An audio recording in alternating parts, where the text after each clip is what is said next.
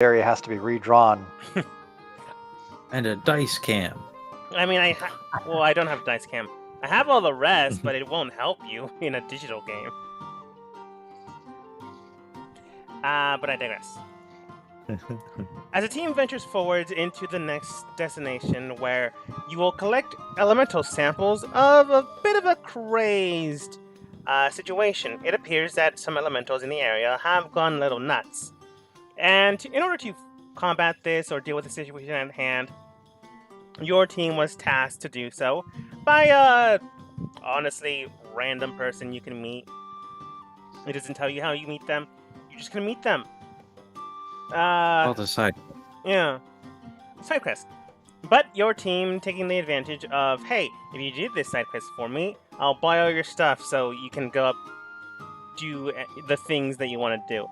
Basically, they'll buy your inventory, and then that'll be a good enough excuse for the vendor that you're currently underneath to get you guys to the surface to buy more.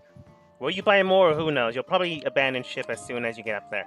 But you'll be up there, so better place to run away. Now, as a team has been given, granted, 3 NPCs, maybe cannon fodder. Boom remembers that fighting rock things requires good weapons, or at least better weapons than a standard dagger. Maybe. Maybe. I can't help but notice that my rapier is on the short side. My goddamn close combat magicians. But your team managed to not secure like any fealty towards anyone. You didn't get like the Chief Darbo's blessing. It's just, hey, if you want to do this, go ahead and do this. You won't get anything out of it from us, but you know, the people might like you a little bit better. That'll make me feel a little better. This place is very hostile, and I can't just burn people. That tells the truth. The townsfolk are kind of hostile, especially towards outsiders. Yeah. My Padawan, you must learn the ways of the murder hobo. They're gonna start throwing rocks. Better burn them with fire. Oh, I can't do that. They're just peasant people. If you burn them with fire, you'll That probably makes die. it more effective. Our team has mastered the way of the murder hobos. There should be feel bad about it. We haven't accepted the ways. We're the remorseful murder hobo? Kind of. I mean, the chances that you kill something, it's fine. But, like, offhandedly, I do put in the people you're killing might not be bad guys, or might not be in the best position. So enjoy. But your team now currently stands at the precipice of heading towards another cave system. It's a simple map I made, but you know, it's another map that honestly looks better than this one. However, before you head out, you ask Sir Gulliver, who's currently in the area, because why not, even though they're supposed to be working. Shopping, I'm assuming. It's the opposite of plot armor. It's plot Deus Ex Machina. Deus Ex Merchant. But Sir Gulliver does As long look as it's towards... not Deus Ex Invisible War. But Sir Gulliver does look towards your team. Now then, anything else you need before you go off and potentially kill some more people? I was wondering if you happen to have any weapons, preferably rapiers. I'm looking for something that the dexterous fighter might prefer. We don't have many elven blades or drow blades, and then you hear one of the people in the background. Did someone say drow? No, I mean like what they use. All right then. You're not a drow spy, are you? No, I'm Gulliver. Tom. I know Tom. Yes. Anyways, but we do have a few. They're not great, but some of them are fairly substantial, but cost more than a simple gold. What are you in the market for? Well, like I said, particularly rapiers. Yes, but like a refinement with a +1 blade to it, a refinement with a silver tip to it, One that is refined to pierce with the flame and a kiss, one to pierce with ice, and one to pierce with wind. What are we looking at? Well, a closely guarded secret is that I have no idea what I'm doing, so I would prefer a blade that is more generally useful. I believe the first one you mentioned sounds like it's the most appealing for the time being. The sharpened +1. edge. Yeah. +1. Sorry. Anyway. Which especially sounds good if I'm going to be bashing rocks with it.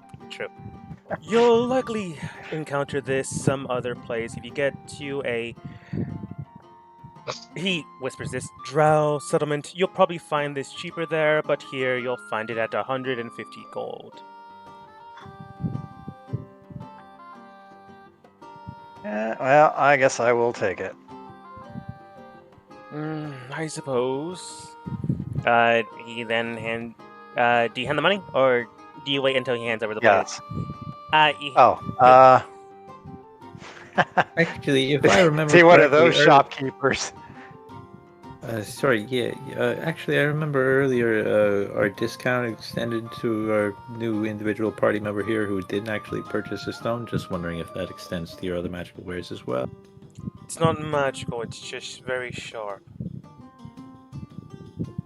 If you want a magical one, that will extend to that item, which would be reduced to 250 gold for a +2 blade. Okay, that actually sounds even better. You're welcome. Thank you. Alright. He then hands you the blade, unless you hand him the money first. Either way, he just gives you the blade.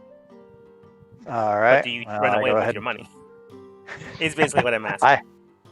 I pay him. Okay. Then the transaction is complete. Now you're poor like the rest of us. But you have probably the best weapon of anybody. No, your weapons are pretty powerful. Well, yeah, You've got to deal with the used, children. I never really used flint, but I think if we're going against elementals, it's going to have to happen. Yeah, boom, your blade is a +2 classified as magical damage, which does mean that anything that has resistance to non-magical items doesn't have it.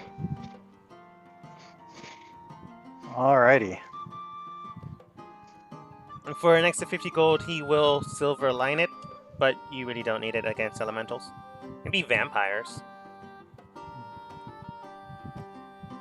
Well, let's see. So if I get it silvered, we won't fight vampires. If I don't get it silvered, then we will. I think that's my takeaway from that. I mean, that's the takeaway you say you take away. Let's think of it this way. Do It's you still have really enough cautious. HP to go 2 rounds face to face with a vampire? If not, it doesn't matter. In case you should be good. Go ahead and get it sorted. It's up to you. We should be making some money off of this anyway. Like at a game, you honestly don't need it. There's no vampires here currently. Which you'd think they'd enjoy the Underdark. Yeah. But Maybe now they that don't like the competition with the drow. Have you seen the kind of food they have down here? Not really vampire fare. That's fair. Mm. Oh yeah, vampires hate the tall, lithe, elven types. I think he was referring to everything that wasn't. Fair enough.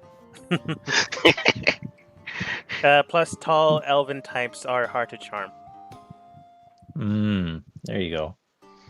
You just And everything else is short and ugly and smells bad because they need a bath. Oh. The blood No. always tastes bitter because they're always living on mushrooms down here.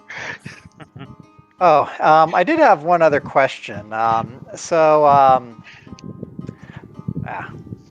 used to know what the question was since I've been meaning to ask it for like the last 2 weeks. Yeah, that's right. So Booming Blade technically requires a reagent, the reagent being a weapon. And I guess rules is written, the weapon has to be worth at least 1 silver piece. Doing some reading up on it, I guess the reasoning for that was to avoid the whole, oh, if the weapon doesn't have a value, you can magically pull a claymore out of your component pouch or something like that. So, however, I do have Shadow Blade as a spell. So what I was wondering is that if a weapon is magically conjured and already in hand, is that able to be used with Booming Blade, or does the weapon still need to have the actual monetary value for it to be used as the spell component for the spell? Rules as written, it requires a monetary value. Is the Shadow Blade able to be like manifested and held for some time? Honestly, Actually, it sounds like my that's probably interjection. the exact reason why. Oh, I was going to they say. don't want you to use Shadow Blade with it. Actually, I was going to interject that Jeremy Crawford did say that Shadow Blade should be usable with Booming Blade because that was the intent. The silver piece cost, like Dave said, was for the whole not pulling a claymore out of your component pouch, but it was also reasoned that a Shadow Blade is a spell. And you can attach the monetary value of a spell by how much a scroll with that spell on it would cost. That's So interesting. theoretically, the Shadow Blade is worth whatever a scroll of Shadow Blade is. But then again, Jeremy Crawford did say that it was intended to be used together. It was intended to I'm be gonna used go together, with- but the exact same time it was worded not to. No, it wasn't that it was worded not to. It was worded with a silver point value because you have a component pouch that takes care of all of your No. I get that. non-material cost Kobo, I components. get Oh. that. It's just Okay. the way they worded it. It seems like okay, so we don't want to use magic, but we clearly have an intention to have this specific spell being used, but they didn't write that into Yeah. the spell, which is why it had to be described. I was gonna say I don't care because have your fun. Okay. All in all, Oh, I was going to say that's because there's not just Shadow Blade. There's also like Flame Blade for the Druid, and the Druid can somewhere pick up a Booming Blade with a feat and Mhm. stuff like that. So it wasn't specifically Shadow Blade, but to be used with magical. I'll go on the record summon as weapons? saying that I always side with Jeremy Crawford, the designer of the game, because I've also seen tweets of his that say that you can add your smites to fist attacks as a paladin. So I'm like, okay. yeah. But Right. Yeah, and Jeremy Crawford did say that Shadow Blade and Booming Blade were intended to be used together, just so somebody wouldn't abuse the component pouch. yeah. Either way, though, boom. I really don't care. You can use it. What do you think? Yeah, it wasn't a big deal either way, but I figured it was better to find out now than conjuring up a blade and it's like, hey, this works, right? Also, welcome, Nom Nom. If you're able to speak. If not, no problem. Hey guys, sorry I'm late. Well, No worries. that's okay. I stalled. I went ahead and started a big multiple session quest line trying to buy something from a vendor. Okay. After acquiring the item, said after slaying a dragon, marrying someone, sacrificing them to the dead dragon's corpse, and reviving the corpse into a purified blade that, surprisingly enough, only gave you a +2, your team is now able and ready to head towards the elemental location. Woo. I might make that a quest line somewhere down the line, but not this game. That's a quest for better players. No. Not better, but people that are already out of the Underdark. Hmm. But the three, I'm gonna just call them Marks. Mark, and Mark all lead you. I'm sure they had an actual name, but I honestly forgot it. All lead you to where the elemental area is. As soon as you arrive there, you can tell that the area itself does seem to be filled with elementals. Of earth, thankfully enough, no fire or water. Well, maybe water would be preferable, but the earth elementals are currently sluggishly moving about, some about the size of yourselves, and others about almost cutting into the surface of the roof. You can tell that some of them do have a weird ooze around them, as if marked with an impurity. One of the marks looks towards your team and does state, alright then, this is where you guys wanted to go. I don't know why. Wanted to deal with the mad titans in the area, or like the mad stones. Mark, what do they call them? Just the weird elementals that are cursed or corrupted? Yeah, whatever. Whatever that is. How you want to handle this?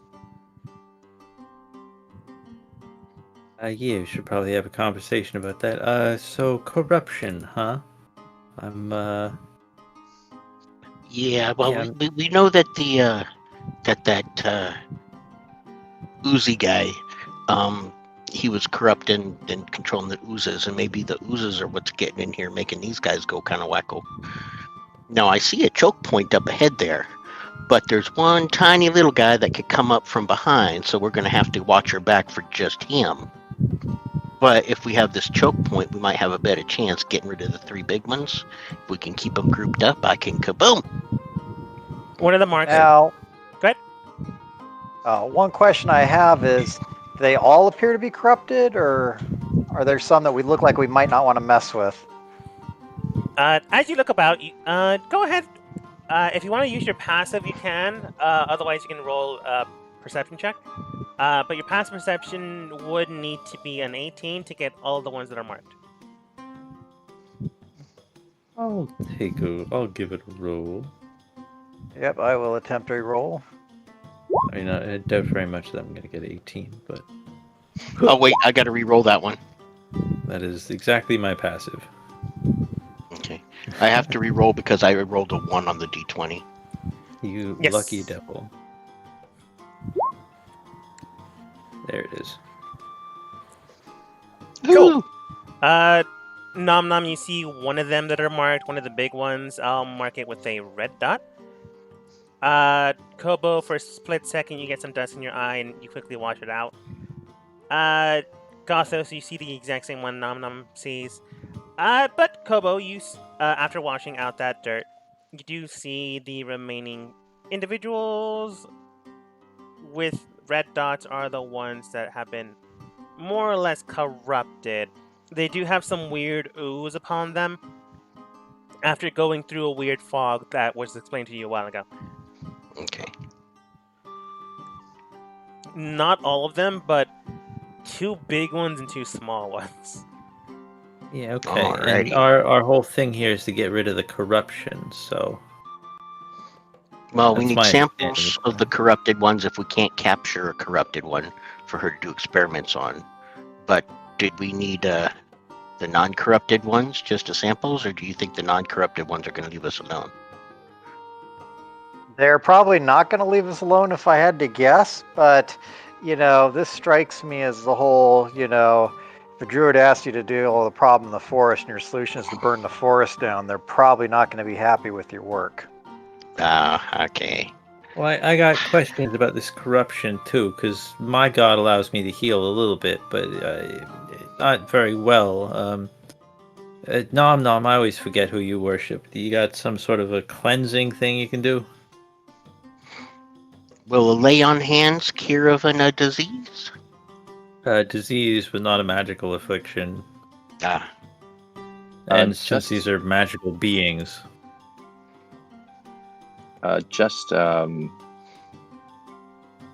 Lesser restoration. You can find out. I'll just do it in one of the Marx's voices. I mean, you can find out, but we need to get close enough to test it. We're minors. We don't know. Yeah, that's fair. I could probably take one of them out of action. What? I could probably take one of them out of action. I mean, sure. In what way? Because we're talking about... Right now we're talking about maybe clearing some of the corruption and therefore not having to murder these titans, did you call them? Some people call them titans, like elemental titans, due to the size. I mean, take a look at them. You can tell that some of them are like 20 feet tall, which is almost etching into the roof of the place.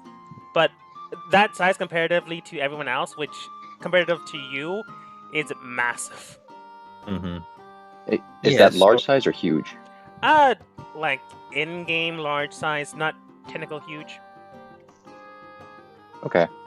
So I can basically do either Autolus Resilient Sphere or Banishment. So take him out for like a minute. How long? A minute. So yeah, that's a good panic option. Now, does anybody offhand know what these golem elemental things Titans speak? Oh, I do. Hold on. They speak primordial. I speak primordial. Well, I mean, if we can, basically that might help us, take out some of the other ones and or capture one. Yeah, you're approaching this again like this is. Maybe we get more information, talk to a little guy, see what this corruption thing is all about. Yeah, we can talk to this little guy down here. I can try, and then maybe he can come up and help get some of these others that aren't infected out of the way. Okay. Outline of a plan. We talk to the little guy. Worst case scenario, nom nom. I like the idea of banishing one of these big guys so we don't have to deal with it. Then we have less corruption to deal with. Hopefully we can even recruit some of the regulars into this. Regular elementals. I don't know. Okay, you want to help me talk? But we can talk. Yeah, we could go talk to the guy. Okay. Mark, Mork, Merc, you stay here. No, it's Mark. It's just my accent. Man, I'm fine with Mark. What do you think? This guy down here? Yeah, sounds good. Anybody else gonna listen along? I guess we'll try to be sneaky. I'm not good at that, but just don't want to draw too much attention. Alright, if you're gonna be sneaky about it, go ahead and roll stealth. Fucker, I shouldn't have said anything. I'm not trying to sneak up on him. I just don't want these people to know I'm here. Oh yeah, that's fine. You can just do that. Okay, so what's the deal with my sneak now that I'm riding Tannhauser, but I have disadvantage on stealth because of my armor? It's just a flat roll. Just a flat roll of mine or Tannhauser's? Tannhauser's, technically. Yeah, I like to hear that, I think. That being said, though, Kobo did... Go ahead. Sorry, 1 second. Before we do that, I'm going to do my warding bond. Yes. So you can have a little bit of extra. Who you hitting with that? Well, I don't want to be in the middle of combat, so definitely Gothos. Our new friend Class of Death. Sorry, what's his Thunder? Boom. Boom. I think Boom seems like you might want to get up close and dirty. And let's go with Kobo also seems to like to get up close and dirty, so all three of those guys. All right. Okay. You want to splash the spell up there? Because I forget what it does. Sure. 1 second here. Not bad. Not the best rolls, but not bad. You can also add a D4 on top of those. It's true. I mean, if it doesn't cost anything, I don't see a reason not to. It does cost a dice. Doesn't cost anything.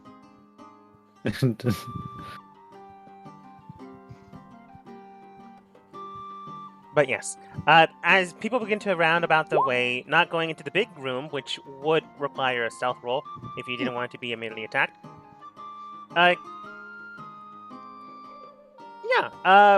Boom, Gothos. Num doesn't necessarily need to go inside unless they want to. But Kobo did state that they weren't going into stealth, so immediately as you enter inside, due to the elemental's own visual way of doing things, they immediately notice Kobo as soon as they get within the realm of 10 feet. As soon as that happens, the elemental darts into the ground and is now 15 feet up. I go over to him, calling out in primordial. They are now on the surface of the roof.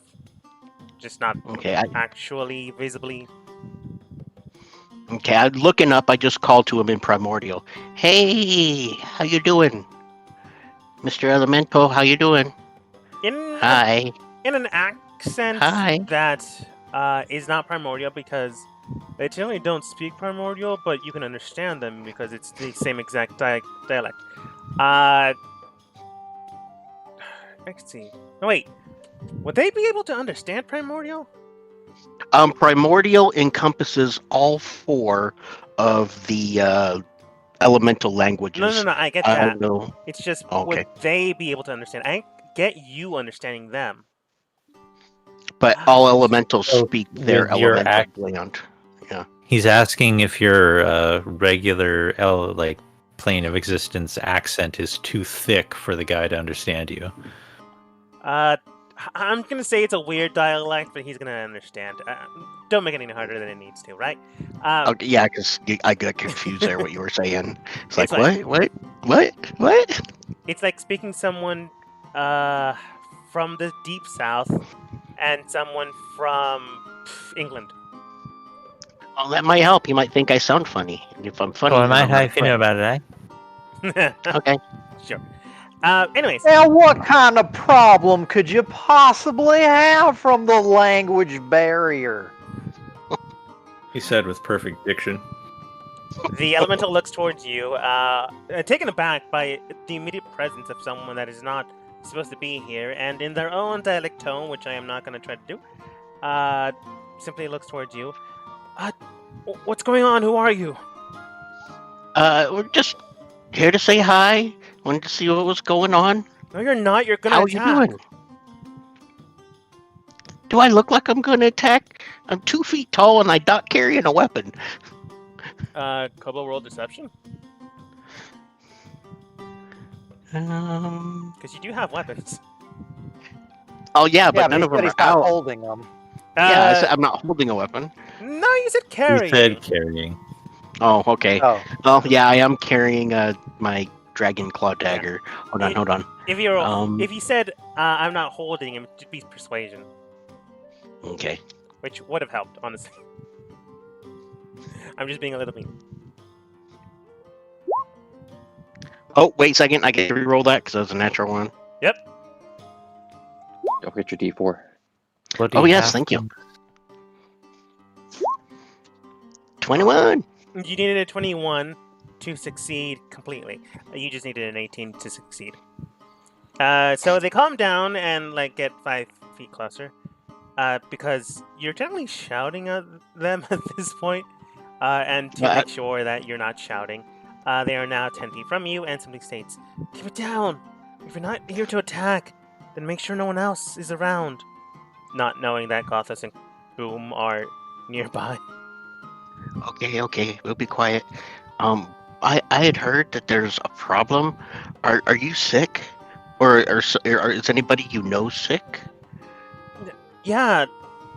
Did you not go into the big crevasse? No, I was scared to go in there by myself. I thought I would come talk to you. You're not so big and scary.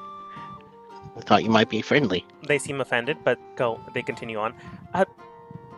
Some of the big ones and some of the smaller ones went through the... I'm gonna butcher this name. Ogmach, Spain. A fog that sometimes corrupts us. Oh, that's something that we need to get rid of, isn't it? I don't know. I don't even know who you are. I'm just here to help. And to help get rid of the corruption, you know? I don't want to hurt anybody who doesn't need to get hurt. And if nobody hurts me, I won't hurt nobody. Easy, see? Just friendly. But I'm supposed to find out how sick the people are and how we might be able to make them better. I don't know. They attack anything that moves around. If they're around, they attack things. And some of us just stay in place so they don't find us. Oh. Well, that's kind of a thing. I wonder. So you're telling me that the ones who are sick will just chase and attack, but the rest of you guys who aren't sick are just gonna hide and stay in place. That's a good thing. That's actually a pretty good idea. They detect movement, so we have to stay in place or else they'll attack us. Yeah, but you don't want to live like that, do you? No, you want to get them healthy and get everything back to happy schmappy. We don't know how to do that, Okay. though. Well, that's why I'm here to help.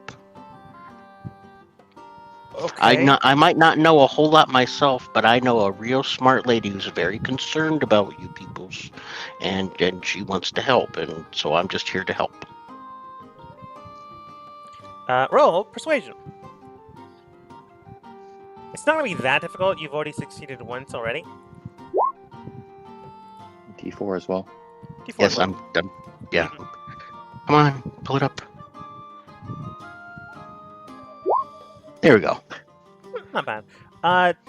The little earth elemental does stay towards you. If you're gonna try, then I suggest you. They see but don't really see. They use the movements around them to attack, or to go to something, which is why some of us just stay in place until they move away. Well, what if I made like a movement way over here, and you and all the other ones who aren't sick are over there, and you can get away and not have to worry about it, or maybe you can help us, because I know they're sick and we have to get them better, but we might not be able to get them better until they're subdued, because, I mean, you know better than me how violent they are. So they need to be restrained first, and then we can start trying to get them better. Does that make sense to you? They nod, but they also state, if we try to help, if we get hit too much, or somehow they hit us, we might get corrupted. Ah, in that case, yeah, you probably don't want to get near them. Okay. Well, that's good to know. Hey, listen. Think you might be willing to help? I took a glance down yonder, and I saw that there were a few of you guys that were corrupted, and I saw some others that weren't. Do you think you could sneak over to some of the ones that aren't corrupted and tell them that some friends are here to help, and we're going to try and get the corrupted ones away from them so that they can go away and not be stuck just pretending to be regular stone? Red? What was that? that? Noah? I was gonna say, read my fucking mind. Uh, Well, I was trying to get to that, but not so succinctly. I can try. You've Okay. already rolled well twice, so the last one's for free. So immediately they sink into the ground, so you don't notice them. Well, they sink into the side of the wall. Mhm. Go in and eventually come over here. You probably didn't see that. No. But in their own primordial language, that is of Earth. I honestly forget what it is. Yeah, I don't remember the name either, but there's Yeah. 4 dialects. Yeah. Oh no, guys, they sound like this, obviously, because they're from down under. Sure. They begin to speak, and momentarily, one of them gets closer to the area so they can converse with this one. The 3 immediately closest to them all sink to the ground and basically leave the area to make sure that everything is fine. As soon as this one, however, tries to move away, they immediately are attacked. Like, there's no getting around that. Oh, wait a second. Okay. He immediately gets attacked? Immediately they go for him. They detected initiative. movement. I hope you guys aren't mad at me. Okay, remember, cleansing. The fire cleanses all. Okay, in that case, I'm casting Firebolt here. All right. As soon as they start trying to attack the little guy, Everyone roll I'm going to turn cast order. Firebolt to hit here. I was literally in about order to to make say, a big puff. when was the last time we had a long rest? Uh-oh. I'm at like 60% power. I think I kept Full trying health, to but- urge you guys to take a long rest, but then you That was like got... weeks ago. It would have been weeks ago at this point, yeah. You should be fine. It's Just in case, fair. though, I'm gonna say you took a long rest. Do it. It's been long enough. Okay. I'll tell you what, I'll remember where I'm at and I'll use them if I need them. I want to see if I can do it. Yeah, I'm at 60%. Let's see.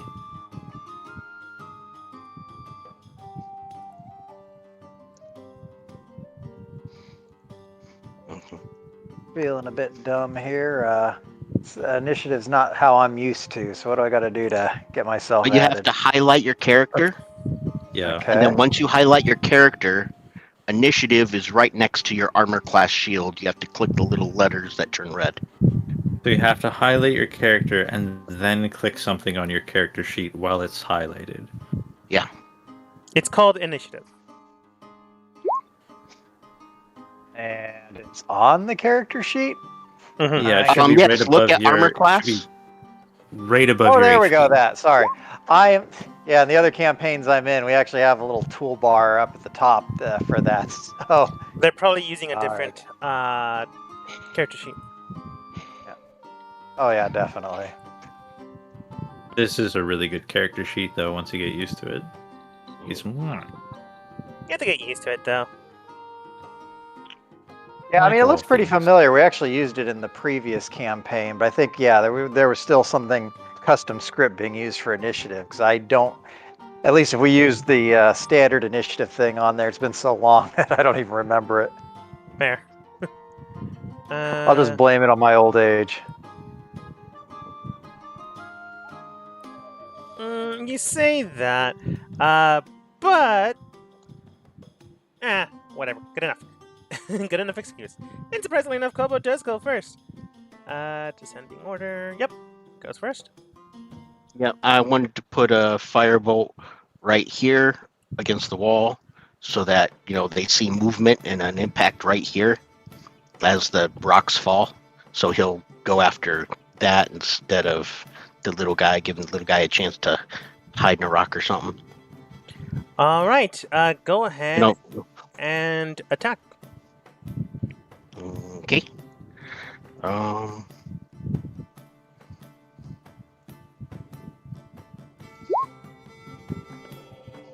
21 does hit the area around it. Go ahead and roll the damage to indicate how much a destructive force is behind it. With a good boom in the area, immediately they are diverted into the wall. They don't all make it towards the wall, however. As, let me roll. In the current state that they're at, they do have a negative to perceptions. So some of them might see the individual and continue to attack, and others might just hit the wall.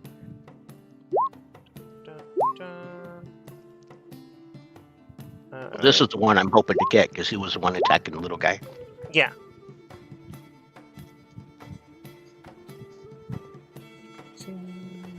Okay.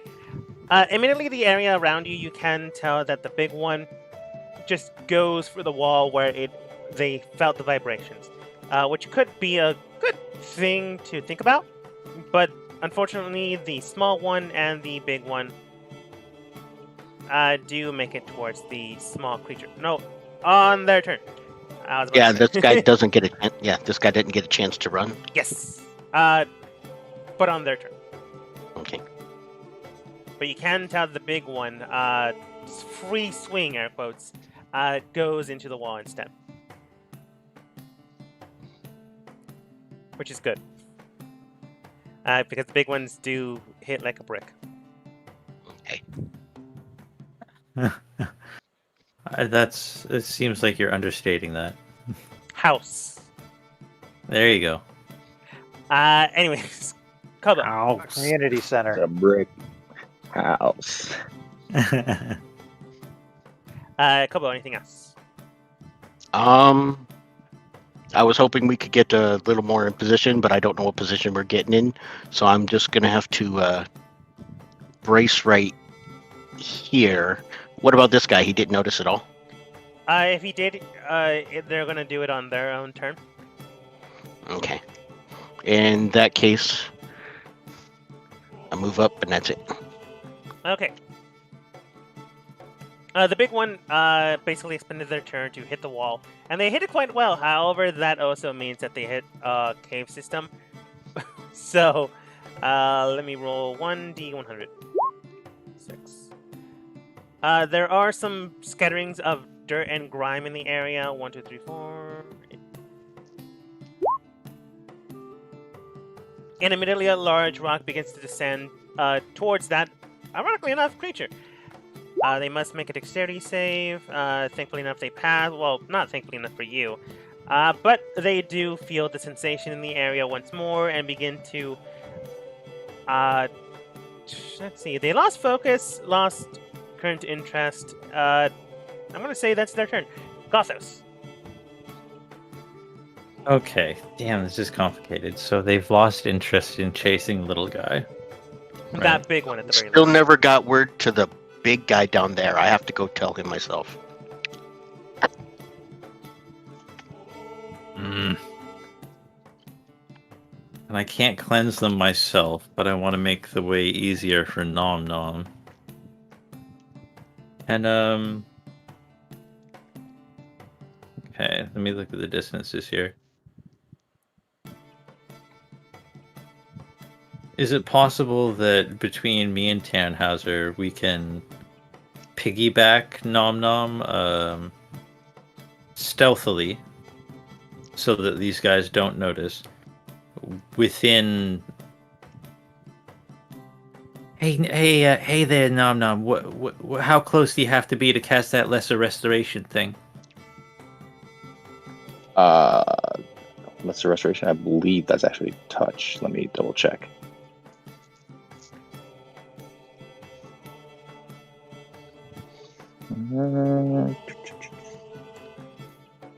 Yeah, it's a touch. Yeah, so what do you say, like, I get you within 30 feet of these guys? You can move that fast, right? And then, get one of the big ones? Resto him? Jeez, that's just really dangerous, isn't it? Yeah, I think I should. Get within I should take 30 one. feet, and then I think I should. Then I be a distraction, I guess. What it's Well, worth, I think I should. Sorry, I think I should probably try to take one of these guys out first, with either banishment or a resilient sphere, so we're not dealing with so many. Before Well, I you have a you dumb also- idea to get their attention. You also have the option of just trying it to see if it works on this little guy, which is much further out of the way and not directly in OMG danger. Alright, I'm just going to, I got nothing now. I'm gonna try and stealthily move over here and hide. Like, kind of up on a wall a little bit. All right. From what you can tell, Gothos, it seems to be fine. Okay. Are you holding action? Yeah, I will, I'll hold one of my fear thingies. What is the trigger? If one of my allies is being attacked by one of these crazy golems, Fair I'll enough. try to fear him.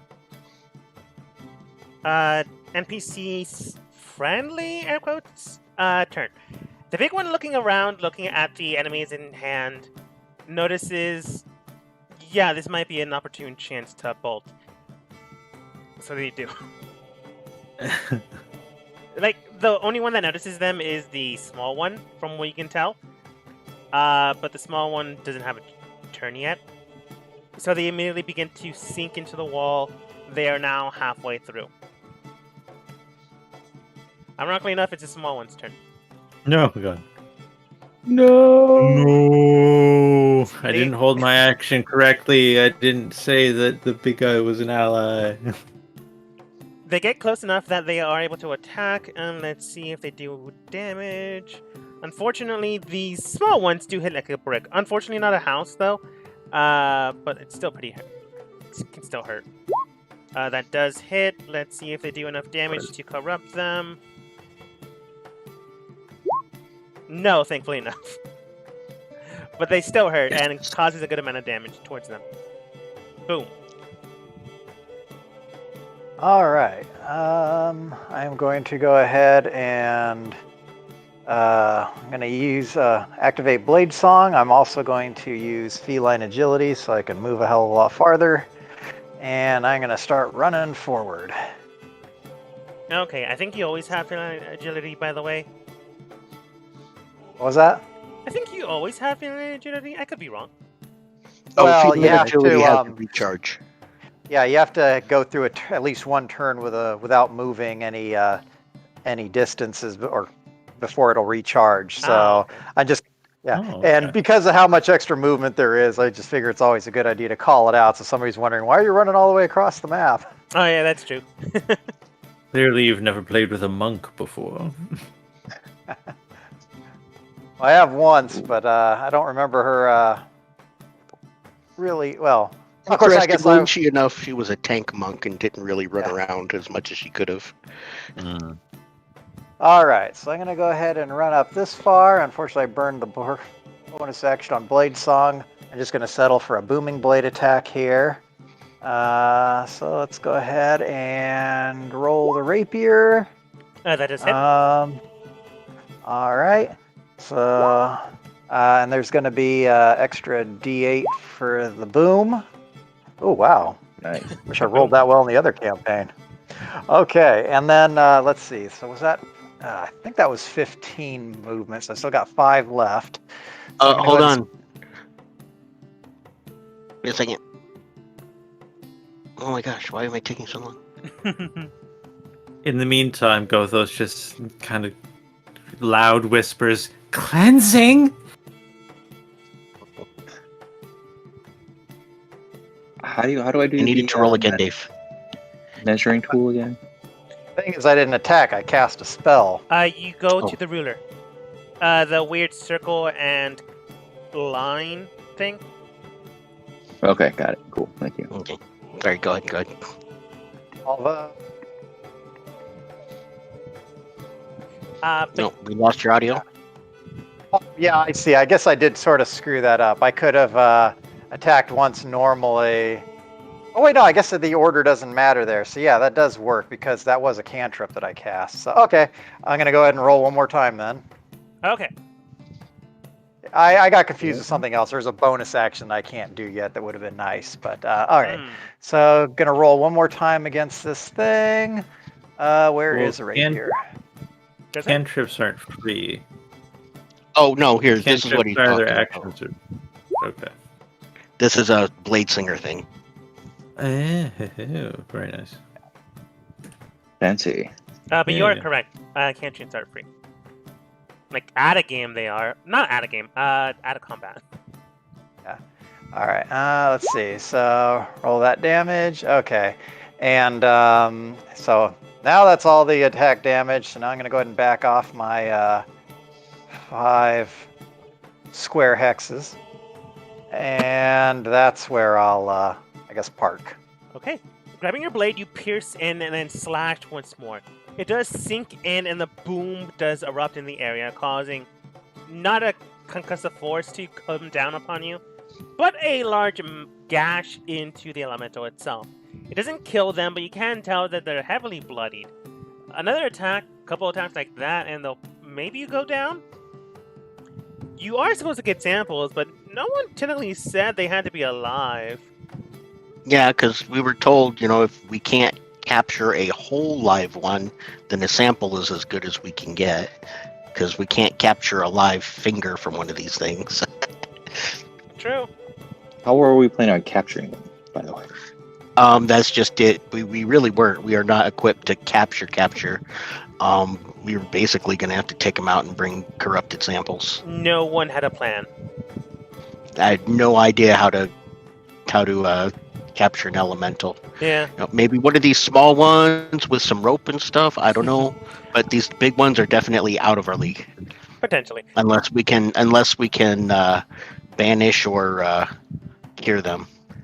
Speaking of banish, Nom Nom, you're up.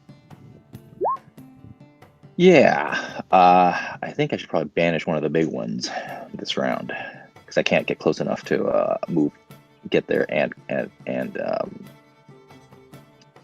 and try to do a lesser restoration, which we don't even know if it's going to work. All right, so I'm gonna move. Oops. 30 feet. Don't hit me, don't hit me, don't hit me. Which is going to be right below Gothos. I mean, I don't need to get that close, but not, at least not for banishment, but set myself up for a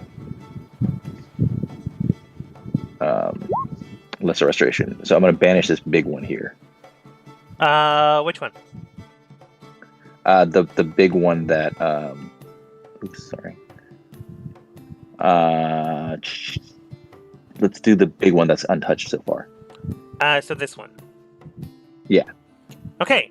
The charisma, right? Yes. They don't have a charisma bonus, so straight up just D20. Curses. Exactly. Casting banishing into the area, you can cast it upon the big one, the one that hasn't taken damage. But due to the fact that they haven't taken damage, haven't been changed or altered, other than the corruption, allows them to simply wave off the energy, which is unfortunate. Really unfortunate. But they do feel that one banished sensation to the from door. your direction, so that's a problem. Nom nom. Anything else? That's it for me. All right. On Toulouse's turn, they come over here. And I should have opened his character sheet beforehand. Always fun to come back to the DM saying, "All right." Like, oh god. Throws a dagger. Right up there with "Are you sure?"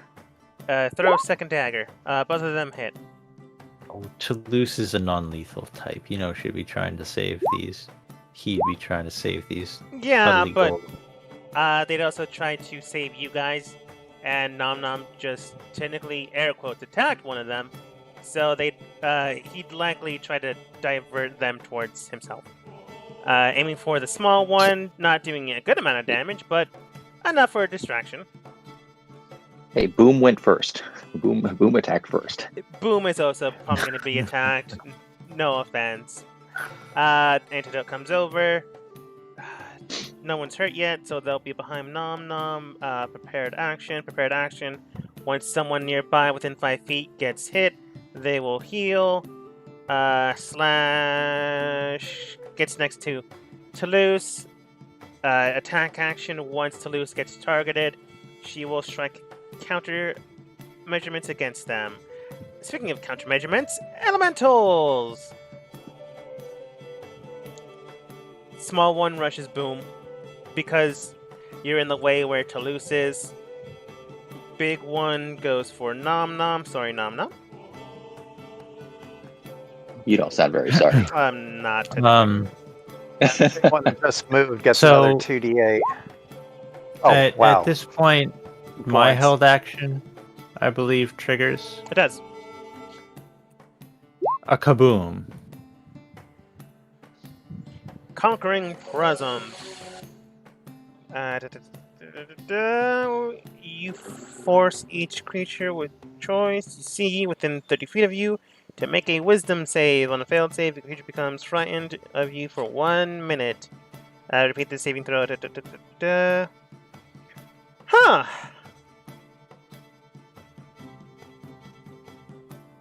I don't know if this works. Oh, I hope it does. That's my nuke. Alright, I'm gonna leave it up to the team. Say a creature is mindless, has no emotion towards fear, anger, strife, just pure adrenaline rush and attacking anything that moves. Do you think that will work? My question would Okay, hold on. My There qu- must oh, be go ahead. something about fear immunities. 1 sec. I was going to say, my question would be, without being corrupted, would these elementals have the ability to experience emotion? Without being corrupted, yeah. Like, then being corrupted, either there's still enough of them as an elemental to experience emotion, or if the corruption is so overpowering, it would at least confuse and stun them for a round, just standing there going, what the, what? I like that concept. Okay, what Well, about the part well- where you said they were consumed with rage and just attacked anything, whatever? Not consumed with rage. That was poor choice of words on my end. It's more Okay. consumed with simply attacking anything that moves. Yeah. So in this particular case, if the corruption is how you're depicting it, then my best guess, just my personal opinion, would be that even if they're not actually afraid, they're mentally and emotionally stunned, so they just kind of stand there and lose their action for one turn rather Yeah. than having to run away.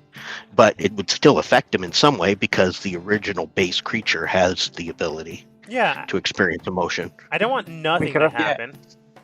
Okay, I We well- also thinking of it in terms of insects, because I mean, insects have, well, about as little a brain as you can realistically expect.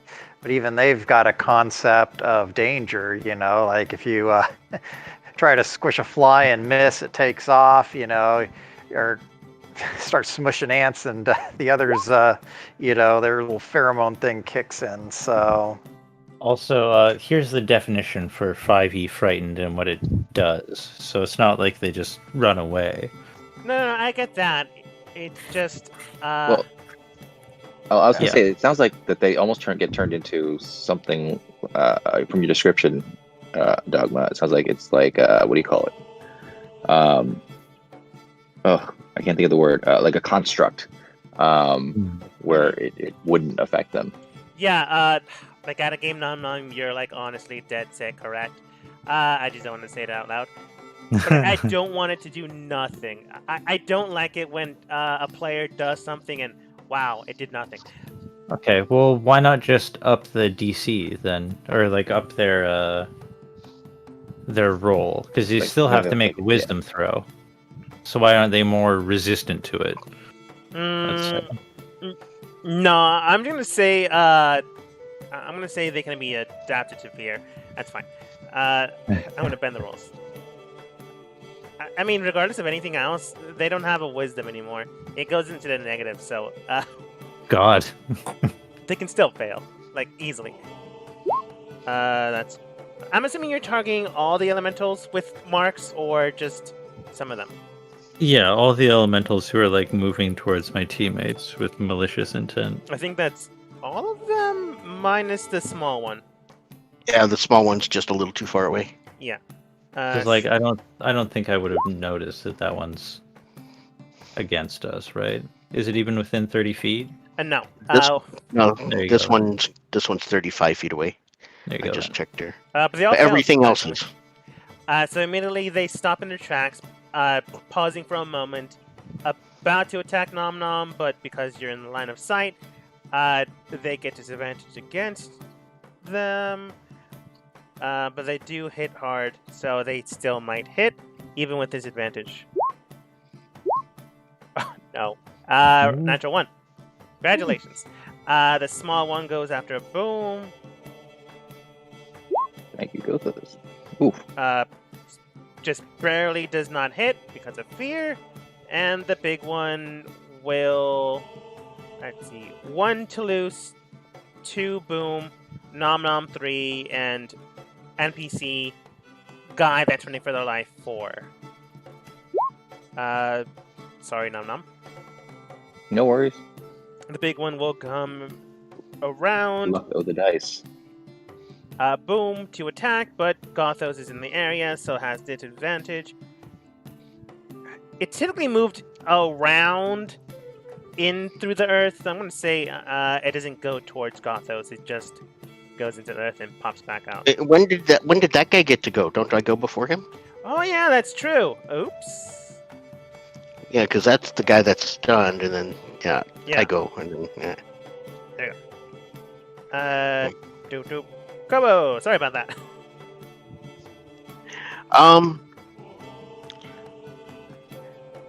I start yelling. I know what to do. Nom Nom, do your protectioner thingy. Come on, man. You and me, buddy. What protectioner thing? Your protectioner thingy.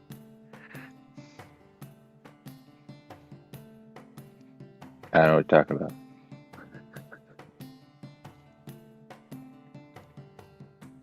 I also don't know what you're No, talking it's about. you like what? Oh yeah, I have that, but I'm not part of the emboldening bond. It's the U3. Yes, but that's protective bond. It's a different one. Or do they all affect? No. So it affects the people that were part of the that were affected by the emboldening bond. Oh, so you can't cast this one again and have it just be you and me? Oh, I guess theoretically I could.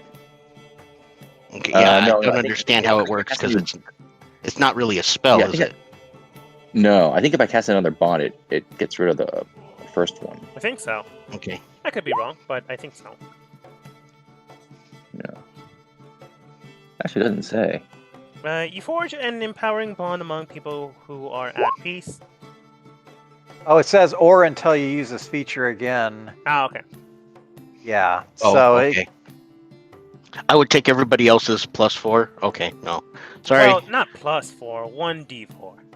Yeah, well, still, I got the idea because Nom Nom can come up, touch him, do his lay on hands thing, and then I'll switch places and I'll dodge better than Nom Nom. Yeah, it's all Also, good though. little I can take a hit. fun fact: if a creature's frightened of me, their speed becomes 0 if they're within 10 feet of me. Awesome. Okay. In that case, Feel like you cheated, Gothos. That's fine. 1, 2, 3. Sorry, 4, 5. it's the first time this has ever happened, and I it know. only starts this level. Yeah, we're all trying to figure out what's going on. 2, 3, 4. In that case, I'm gonna run up here so I can see. Nom Nom said he could take a hit and he'll be able to back out. I'm gonna firebolt this guy to get him off of this guy. Okay. Firebolt him back of the head. Alright, that's a called shot, so disadvantage, I'm kidding.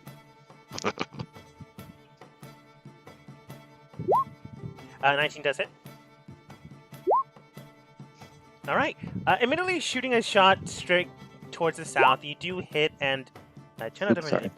Okay. Immediately strike and do a good amount of damage. You can tell that they're not bloody, they're not killed, but that did do a lot, which does mean that, you know, you're likely being a target next round. But you know, that is what you wanted. Cubbo, Yeah. anything else? Actually, yes. I am readying my rope. Okay. As you ready your rope, I almost forgot that the small little guy that was trying to run away forgot to run away. So they are going to still do that, but you know, because they were so close, they're gonna get attacked by this guy with the reaction shot. Unless fear reduces reaction? I don't think so, but you know, I could be wrong. Well, since he forgot to run away, wouldn't Yeah. it just be a... The little guy should have used his full action to disengage, but he didn't. But the big guy, if he can see me, has disadvantage. Huh, he technically can. So disadvantage. Bop, bop. Now he hits. And this guy has a D8, not D8, sorry, D10 plus 8. So he can likely corrupt them if I roll high Oh. enough. No. Wait a Little second. Wait a guy. second. Is this guy an ally? Not He was one of the guys I was talking technically. to, a friend. He's an ally to another guy you've met, but not to you. Well, I mean, still, networking. Potentially, you've never even seen this guy. You know what I mean? Yeah, like, if you're networking, he's like a friend of a friend's second cousin. Yeah, I heard from my brother's second cousin's friends' sisters. Kobo, what do you mean by that? Like, what are you trying to help him with?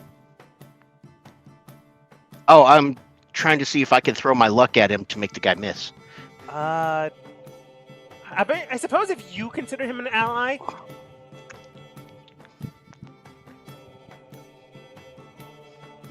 Okay. Yeah, I definitely will then. okay. It's like he was a little guy. He's not corrupted. We're supposed to be helping. So you want me to I re-roll the reduce- attack or reduce the damage? I will roll a d20 because that's what I have to do. I can't make you re-roll damage. I can just re-roll the attack. So I'll roll the d20, and that's come on. Darn The it, only do it. time you've ever wanted to roll the natural one. Yeah. And you roll a natural 20 or 16. Shit. Yeah. That's So do it- it's well, what better did than you roll? either of his rolls. Because he still That gets is to have better his than either bonus. of his rolls. Yep. Then Hit is a yeah. hit. It'll still hit no matter what. In that case, I want him to take his worst roll. That would be 15, which still means he still hits, unfortunately. They do have an AC of 15. If you haven't figured that out, you know it now. So, the big one I tried. smashes into the small little guy, hurting him a lot, but thankfully enough is just 1 point shy of corrupting him. But Alright, he it does take his... also- Go ahead. In the interest of fairness, the little guy that is corrupted and frightened of me gets to make a roll to see if he's not frightened anymore, because his turn ended.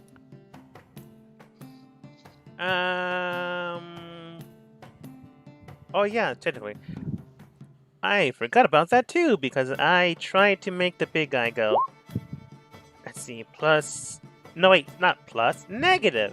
12. Mm. No, I don't think so. Okay. My sheet isn't open, but I got +5 on charisma, so I Okay. doubt it. But going back to topic. On the big guy's turn, because that was a reaction for the small guys are fine. They survived. They will succeed another day. But now you guys are targets, so be careful over that. They go into the And earth, pop back out, but unfortunately, Kobo, you're technically on top of them now, unless you want to move to the side, which you can, but that won't provoke an attack opportunity. That just means you're not on top of them when they go Yeah. to the area. Okay. Okay, He just kind of pops out. I had to take a step back in some way. you can take a step back, or you can ride on top of them, is what I was saying. Oh, yeah. Let's. Yeah. Yeah. Okay, I'll you're be sitting now on his shoulders. you're behind now his head. on their shoulders, behind their head. You're like, even at your height, you can jump and touch the roof now. That being the case, though, Nom Nom, I'm afraid you're being attacked. Yeah, again, disadvantage. Yes, I know. I'm happy about it. Unfortunately, I rolled well. Nom Woof. Nom, does that hit? Just barely. Oh, good armor, though. I lied. He barely 3. It was really easy. You don't have shield or anything? No, you're a cleric. You're a cleric without a shield. God damn it, I said And this. I already I'm using burned a my shield. reaction. Otherwise, I Okay. could try something. With a hand full of secreting acid, well, I mean, now you know it's acid. With a hand full of miasmic ooze upon them, they hit Nom Nom just directly in the jaw, causing 15 points of acid damage. It would be bludgeoning as well, but I'm just going to make it acid damage because it is acid damage. Burning the flesh as the corruption begins to burn into your own flesh. Thankfully enough, though, oh wait, that's 15.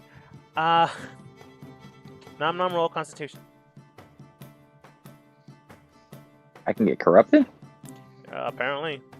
No. You said Constitution? You are within 10 feet of me, so you get +5 to your Constitution roll. Yes. Because I'm a Nice. good paladin.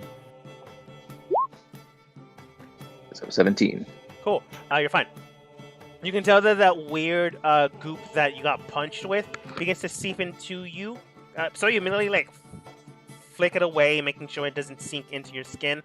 And you can tell that it almost burned into your flesh, which is not a good thing. Maybe don't get punched for 15 again.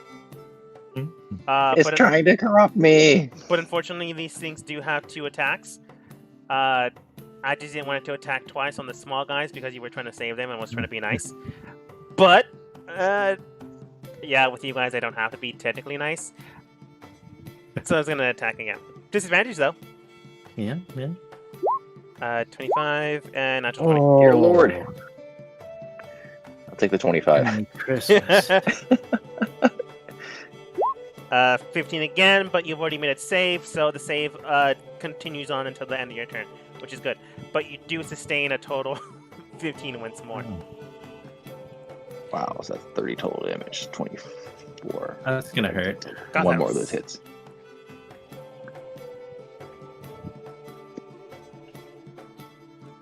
Okay. Observing the area and looking at them, you can tell that they're feared. The big guy that is smacking Nom Nom around hasn't really taken damage, but you can tell that if they're similar to the other one is already half reduced down. They hit like a brick house, but they can only take so many hits. Likely the acid is Yeah. reducing their defense. Or HP in this case. Yeah. Okay, Nom Nom. You got covered in that goop stuff. How do you feel about being able to take care of it with a lesser restoration, or am I just wasting everybody's time? I Can don't roll know. insight or I guess. Should I do some sort of roll? Could I do healing or something to see if I can figure that out?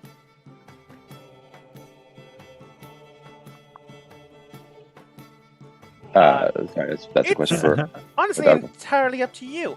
If you feel like they can be healed, you can go ahead and do so. On the other hand, though, you guys do have 3 deep gnomes. You can tell them to do things, and they do it.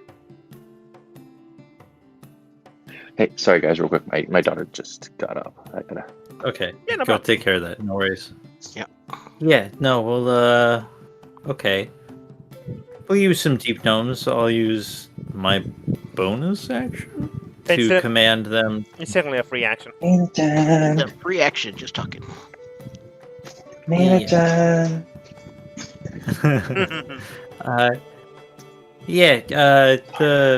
The marks. Why don't grab one of the? Actually, you know what? They could get corrupted. Mark, circle around and grab this little guy. Tell him to get ready with ropes.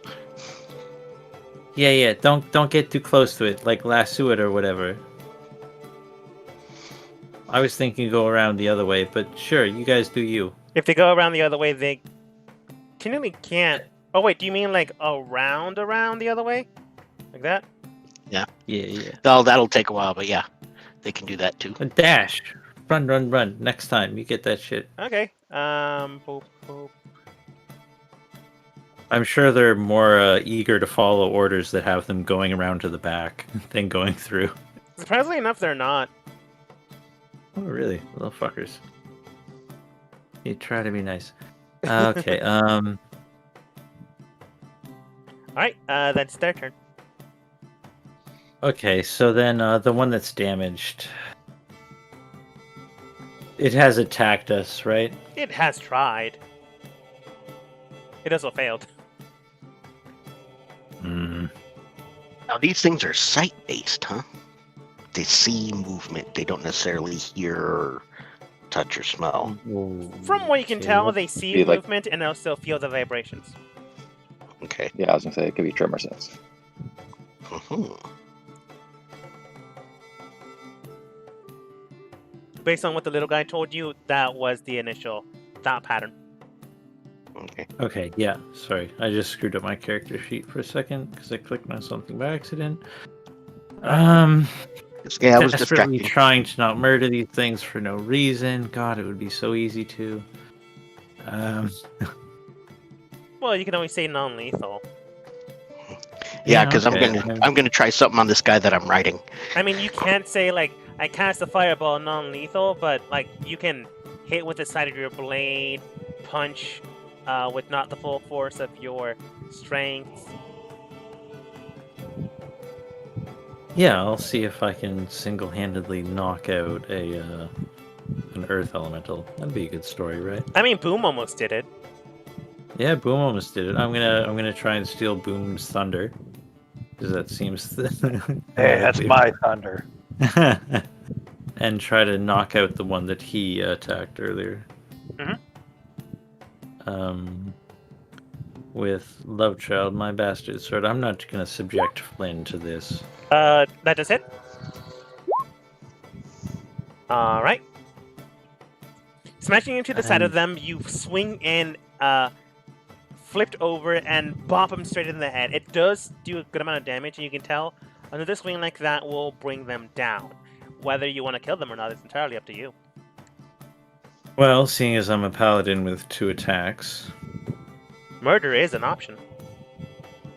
I don't know why I have advantage. Hobo. Which one? Am I attacking one that I would have advantage for? No, that was just lucky. This one.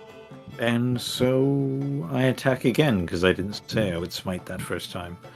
Mm-hmm. That does hit.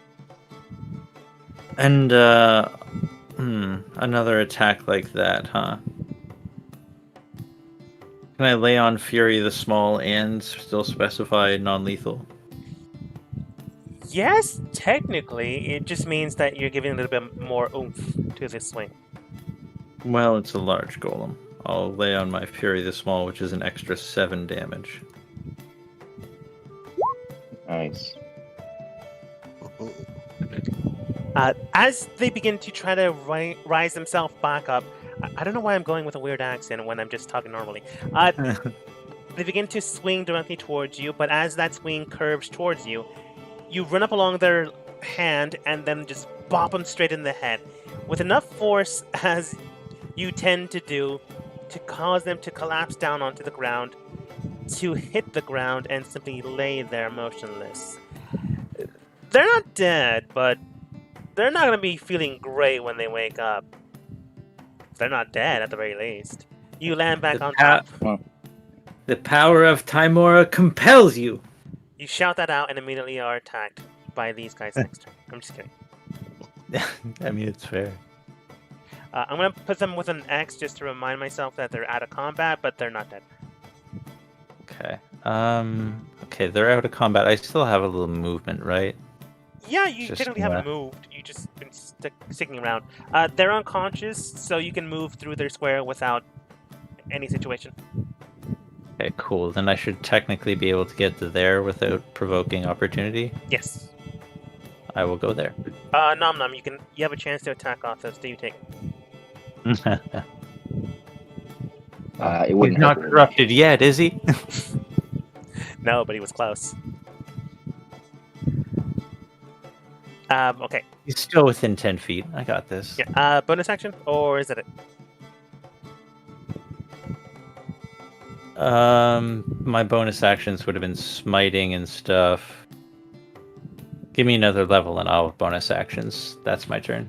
All right. I'm not gonna have Tannhauser attack. That seems unnecessary. Phase through the wall. They are now going to phase through with the rest of their turn. It does provoke. No! Kobo distracted them, so no. Yeah, 'cause he's supposed to be coming after me now. I'm gonna say Kobo did good. So they leave freely, and so did the other guys to the north. They just immediately. They are no longer imprisoned due to the confinement of, hey, if you move, you get attacked. Kobo did good. But now you guys are being attacked, so who knows how good that will last. Alright, small guy will go towards Kobo. But technically he's Out of reach? technically out of reach, yeah. He comes over here and starts jumping and gnawing at this guy's ankles, trying to reach me. I mean, they can chuck a rock at you, but that'd be so weird to do. Does he like have cover because of the big guy? Yeah, it's like I hide behind his head, throw Yeah. a rock at me, it hits him in the face. Yeah, I'm gonna say you got +2 to your AC.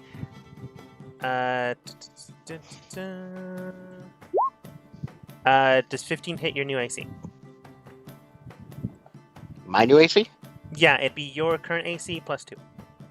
It does not. Cool. They just chuck a rock at you and miss. Boom. All right. I am going to attack, but I am also planning on moving to the north. So, question is, if I start moving to the north, am I going to provoke an opportunity attack from the big one, or is he distracted? The big one technically isn't distracted, but Not a big deal then. So, There all is- right. So, There is a Kobo on his back. It's going to be at disadvantage at least. I don't know. Well, he's still feared. I was about to so- say, Yeah, but they're feared. still That- feared. it's covered. So, with my rapier, I'm going to go ahead and first spin and jab at the big one. And I'll go ahead and make my attack roll for that. And there it is. All right, well, I guess that misses, but that's okay because it still did what I needed to. And then Wait, as you I... have also a plus D4 if you want it. Oh, Yeah. sure, Could I'll work. take it. Wow, that actually does work. All 15 right. hits. Well, he said this is on the big one. He might also be flanking, but it doesn't matter. We're not using flanking, if you Okay. remember, Gothas. I didn't. So after doing that stab more or less behind me, I swing the rapier back out and then attack the one in front of me with booming blade. So that's going to be the little one. That And- does not hit the little one, but you do have the D4, and you could roll a D4. D4 is only once per round. Oh, well, you missed anyways. All right, well, Good to know. not a though. big deal. So now I am going to go ahead and start fleeing to the north. And as I'm running, I am going to yell at these guys to grab the little one as it chases me. Okay. Slashing into the big And- one, it does do a good amount of damage, but not enough to strike it down. Slashing to the small one, it just curves around its body as you're running away. All right, well, good enough. Hopefully I still got its attention even with the miss. Let's see. The big one does take the opportunity attack against you. Oh, Disadvantage no, due to I've fear. Was that? I've got Mobile. mobile. Oh, you have so, mobile. That's right. Yeah. How does mobile work again? If Yeah, you make when an you, attack on an enemy hit or miss, you cannot provoke an opportunity Hit attack. or miss. Dang. Is that the way it is? That's so good. Well, I was asking about the distraction because it's like, okay, well, I'll just give one for each. And yeah, fortunately, the miss still makes it pretty useful for maneuvering sake. Well, thankfully Yeah. not. You hit and missed, so they don't get an attack against you. That being said, they are distracted for now. Nom nom. And Let's see. Sure, I'll try it. I don't. Oh. It doesn't seem like it would work, but I moved one square too many, so I moved back a little. Worried about your friends, you come back a little bit, but just a little bit. it kind of worked on the corruption from the demon thingy. So sure, what the heck? Let's give it a shot. All right, the big one, Yeah, the big one. the unconscious or the conscious. The conscious one. Placing your palm upon the conscious one as they're looking towards Boom's direction, giving you enough chance to actually touch them, it begins to form over, envelop, wrap around them, and pierce in. Whatever their disease, whatever condition they're currently afflicted by, the conditions can be blinded, deafened, paralyzed, or poisoned. Or a disease, the conditions, but it's still or a disease. Yeah. come on, it's got to be better than lay on hands. Yeah. I was just reading the full description. Sorry. I was saying that out loud. As you place your palm upon the creature and it begins to imbibe and infuse into them. Imbibes drinking. I don't know why I said it that way. It begins to pierce in, and as soon as it does, it will get a chance to roll again, which it wouldn't until a week from now. I think the word you were looking for was imbued. I was. Let's see. Alright. It's And you have now found it. It's con plus its proficiency. It succeeded. So admittedly, the big one is no longer a enemy, air quotes. You can tell that the ooze begins to leave their body or burn away due to the lesser restoration. You can tell that something did affect it. It's no longer corrupted, It is panicked, and it is afraid of Gothos still, but it's no longer diseased. Wait, me? I didn't. Oh wait, yes, because I did fear it. Yeah. I was like, oh wait, I didn't attack that guy. No, I very specifically made it afraid of me. Yeah, Yeah. so while it's no longer inflicted by a corruption, it's still panicked and currently considered Gothos as an enemy, so anything around would likely attack. But it might run away or listen to reason now. Mm-hmm. Nom nom. You're saying I owe the thing an apology now? No, but maybe Gothos does.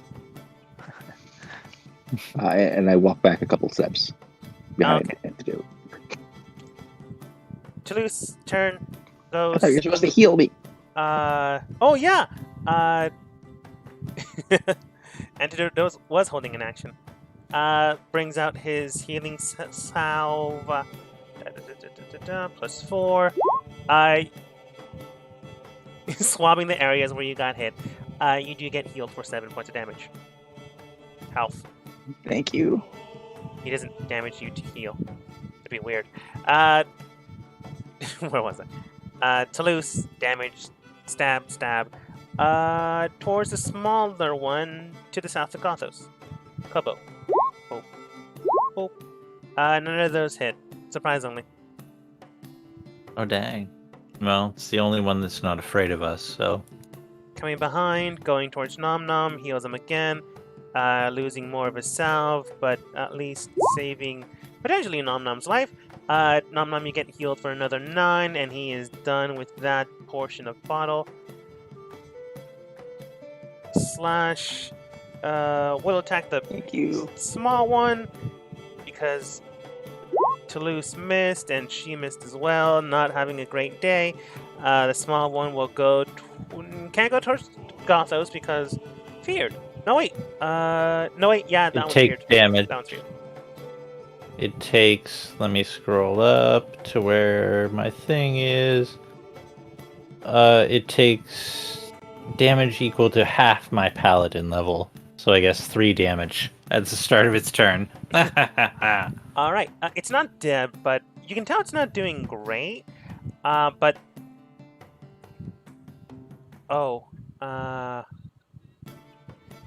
it does go over towards Boom, but one of the deep gnomes is in the way, so that one will be attacked first. Actually, it's still frightened of me, so its speed is reduced to 0 while it's in my thingy. Oh, So it that's can't do that. true. So it just has to sit there. It can attack me, I guess. I guess. Swing. I thought it couldn't attack you if it was frightened of you. No, it just had disadvantage. Oh, okay. But 12 probably doesn't hit. No. At the end of this turn, can it make it save again, or is it done? Yes, it can. It's at the end of every turn. Okay, that's a -3. That's 2. No. Big Eye's unconscious. Kobo. Well, if this guy that I'm riding is no longer corrupted, having my rope ready, want to jump down from the back of his shoulders onto this guy with my rope ready to do a grapple, entangle, tie up type situation. All right. Jumping, giving yourself. I'm gonna say giving yourself advantage. He does know you're there, but you have the height advantage. Swinging down using your rope. I want you to go ahead and roll athletics versus athletics or acrobatics. As you're going to try to grapple this thing, I'm assuming timing them up. Yep. Woohoo! Oh, dang. I was gonna It's say this rodeo. it has a pretty good athletics, but that is an after 20. That being said, though, I did if say you roll athletics for you, Kobo. But natural Oh, 20 I is an thought you after said 20. athletics or acrobatics. I'm sorry. The I figured acrobatics because one I'm jumping against down you gets in the air. choice. Oh. Yeah. But you Okay. got an after But 20. I mean, I'm not the gonna roll take that away from you. stands. You just get a 20. Yeah, it's just the small number changes. That's Oh, all okay. In that happens. case, it's a 22 instead of 24. Okay. And you can also roll the d4 on top of that if you want. Oh, yes. That's fine. Let's see if I need You to. only roll the 13.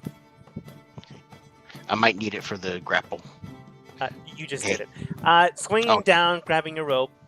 You basically hurl them to the ground with a rope, causing a basic.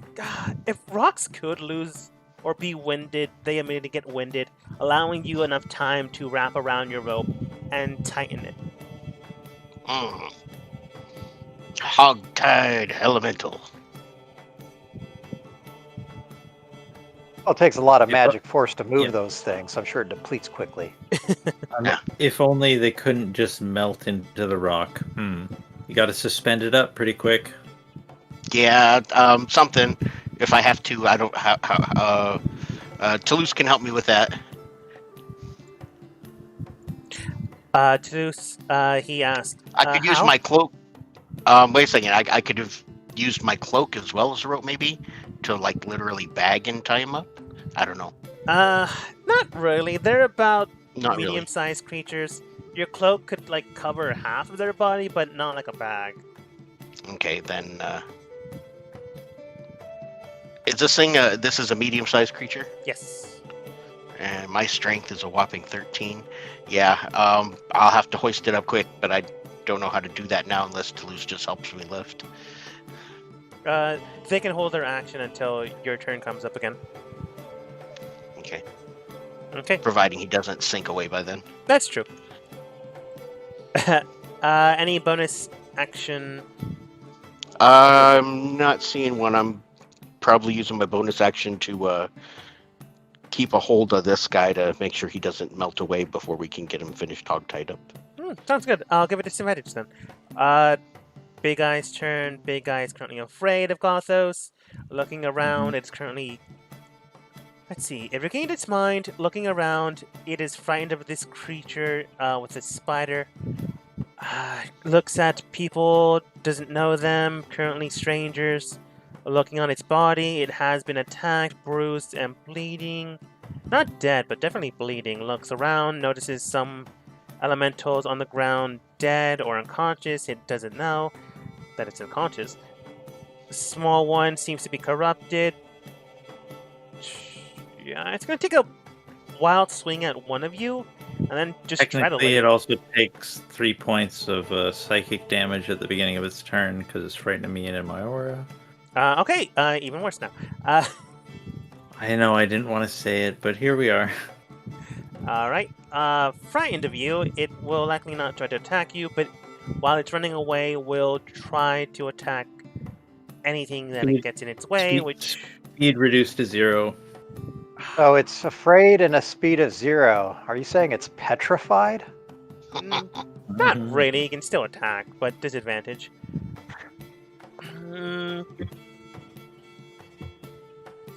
Evens, odds, Kobo, your evens, Gothos, your odds. It's gonna attack Kobo. Just trying to keep things away. That's a natural 1, so it doesn't hit you. Second attack. 13 doesn't hit you. Gothos.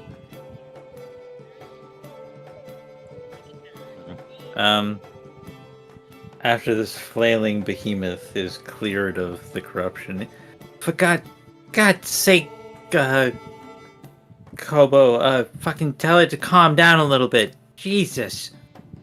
Alright, I'm gonna smack this other one in the head. That probably isn't gonna help your argument in the future, but remind it this one is covered in corruption. I'm gonna bop it on the head again with the flat of my blade. Do I have to wait for my turn, or is that a free action? It would be on your turn. Your turn. Not a problem. I'll wait. Nobody speaks primordial but you. Anyway, so yeah, I'm gonna non-lethally try to bop this little mini guy.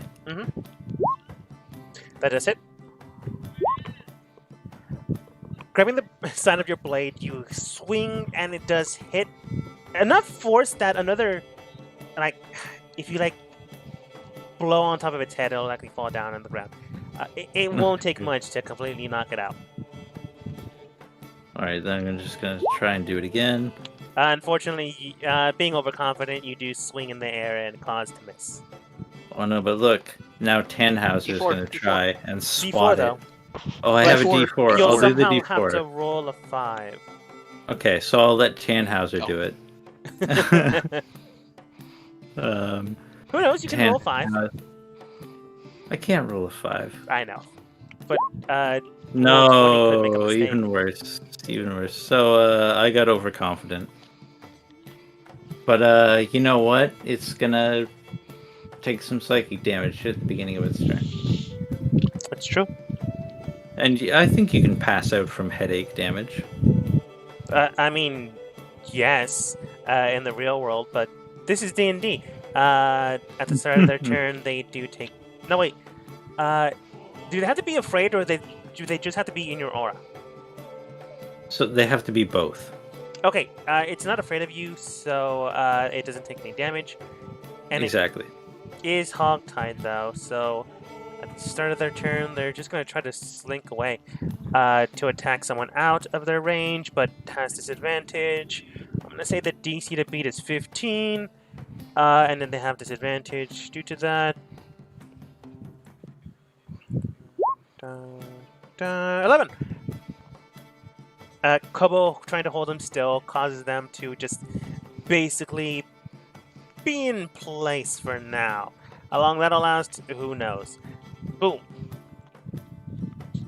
All right. Well, seeing that one I was trying to lure away apparently can't or won't move, I'm gonna go ahead and charge back towards it. One of the marks cheers you on. The other two don't care. This thing twice. How damaged does it seem to be? Like a good bop to the head will knock it out or kill it. Honestly, up to you. Listen, pal. There's no reason to murder a harmless elemental, whether it be, covered in fungus or not. You don't need to just. I mean, I know you have a rapier that's hard to smack it with, but come on. Say a harmless one. I don't know that I count these as harmless. I go ahead and attack, but aiming for non-lethal damage, and I managed to pull off the ultimate success by completely avoiding doing any damage to it that could kill it. Gothos' notion of, hey, don't kill it, causes you to rethink your swing and causes you to miss. But really, it's more the contemplation of, should I truly stab it, or should I just stab it? Perplexing. Going to rethink that again, and trying to think. I'm gonna guess I can't do non-lethal thunder damage, can I? It depends on where you hit them, air quotes. Well, here's thunder damage is technically different than lightning damage, so it's concussive, which is kind of the definition of non-lethal damage, isn't it? No, in fact, it could be worse. It's more damaging over time. I'm going to say for this case, no, you can't non-lethal that. All right, well, I guess I will go ahead and just do a conventional rapier strike and probably whiff that too. Again, non-lethal. Oh, okay. Well, that actually manages to hit, That does. I think. Grabbing your rapier and swinging in, it does sink into the flesh of stone and bedrock. It hits it in and pierces into its side, causing enough damage for it to simply fall down to the ground motionless and unresponsive. But then you remember, oh yeah, I'm supposed to keep this thing alive. Quick CPR session allows it to keep its life. Yeah, I mean, you could have, punched it with the basket, but okay. But that does end its turn. Boom, anything else?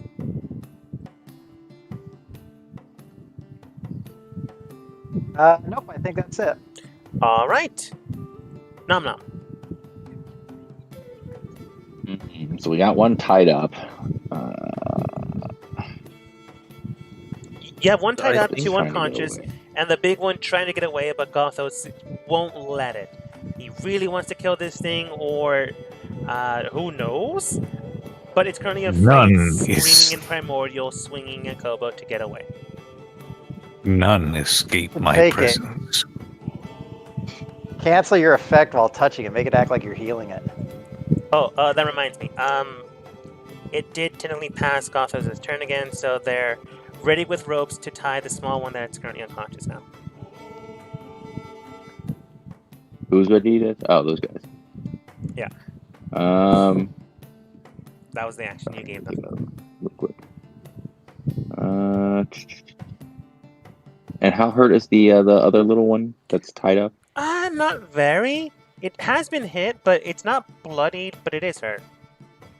This little guy is afraid of no man. Let's see. You know what? I'm just going to cast Bless and help my little friends. And if this guy attacks the big guy, he might be corrupted again. If it does enough damage, yeah. Bless. All your companions, or up to 3? Up to 3. So, My god, it might be just the players here. Interesting. yeah, exactly. So, Toulouse / an antidote.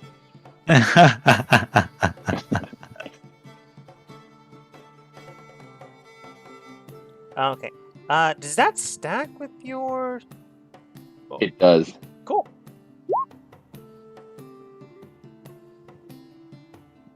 Alright then. And then I'm going to move back a little bit more because I'm a little coward. Don't hurt me, don't hurt me, don't hurt me. Well, by little, Yeah, you that's mean my whole no time. character concept. What's that? I said that's my whole character concept. I make a squishy Don't character that wants to run in and retreat. Alright. And I'm done. Good to know. Toulouse goes in. Kubo, you wanted to wrangle this thing in. So she'll hold her turn to help you out with that. She has rope and... Yeah, she'll have rope and her own cloak standing at the ready. Antidote's turn, antidote. So he's already used up his salve. He'll have to make more for today. He doesn't really attack, but he can help out. Coming over towards where you guys are, he does grab what appears to me a small bottle that looks like ink. He tosses it towards the area here, and everyone that is considered an enemy must make a dexterity saving throw. Dun, dun. Dope. Alright, technically Slash and Toulouse also had to make one, but he... Huh. Well, they're technically not an enemy, but Yeah. it is an area effect. Whatever. Not important right now. I should probably have to rework this device he has, but not today. Immediately, the area around it becomes not corroded with acid, but it begins to corrode the area underneath them, causing a strange liquefaction of the ground. But then immediately as that happens, the beings on top of it sink down and hit the ground, causing them to be momentarily at the very instant in time. Not stunned, but simply hit the ground, unable to get back on their feet. Until their turn. Slash will probably still attack the small one, but just stabbing it. Doesn't hit. Unconscious. Unconscious. Kubo. Okay. Yep. I start yelling at. Well, I'm already on top of this guy trying to restrain him, but I start yelling to this guy. Whoa, whoa, whoa! Hey! Calm down, calm down. We're here to help. You were corrupted. You started attacking us, but we're not killing you. We just want to make you better. We see you're not corrupted right now. We're helping. Roll with persuasion disadvantage. Cause he's fucking scared. Yep. But yeah, remember I the know. D4? Yes, I remember the D4. I mean, it's better than nothing, but it's pretty good. Not though. disadvantage. 2d4. Not disadvantage. Not disadvantage? I thought I was rolling with disadvantage. Oh, it was. It is. I was just too excited. I was like, by God, look at that. It definitely It's was. still a 16. It's still pretty good. So So, Kobo, you have 2d4 that you Yeah, can I was spend about on. to say you do have the extra boost, thanks to Nom Nom. Oh, yes, I do. Is 16 good enough and I can save it, or no? I'm just gonna use I can't tell you until you roll. it. 19. All right, this is a contested roll, so you just have to beat it. No. Yeah, 13, 19. All right, it will use its insight. It is not that insightful, but it's better than a -3. It's a +3. It's 16. Surprisingly enough, you needed that D4 to succeed.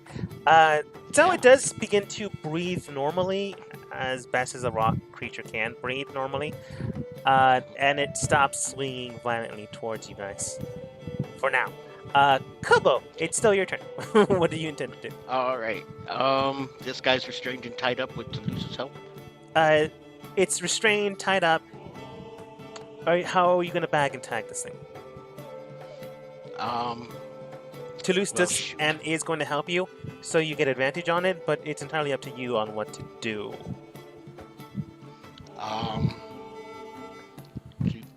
You can do the Gothos and Boom method and just knock them out. That's what I'm gonna have to do. I'm gonna go ahead and have to hit him. You're the only one who can talk to them. Yeah, I know, but I can't talk to the corrupted ones. Fair enough. The corrupted ones can't listen. This guy still can. Very, very true.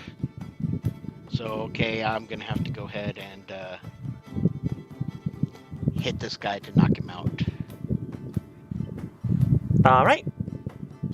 You have advantage due to the attack, and Toulouse basically have. It's that weird thing of your friend pinning him down, having their arms against their body, and Kobo, you're just taking pot shots at them. It's a little mean to see in real world, but this is D&D. Shit in its rock hard abs. Yeah. All right. The only weapon I really have is I could firebolt him in the face, or I can just use my dagger. I suppose dagger to non-lethal damage.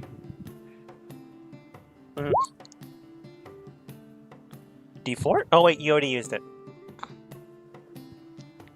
Shoot. Can Bless be used more than once? I always forget that. That's a good question.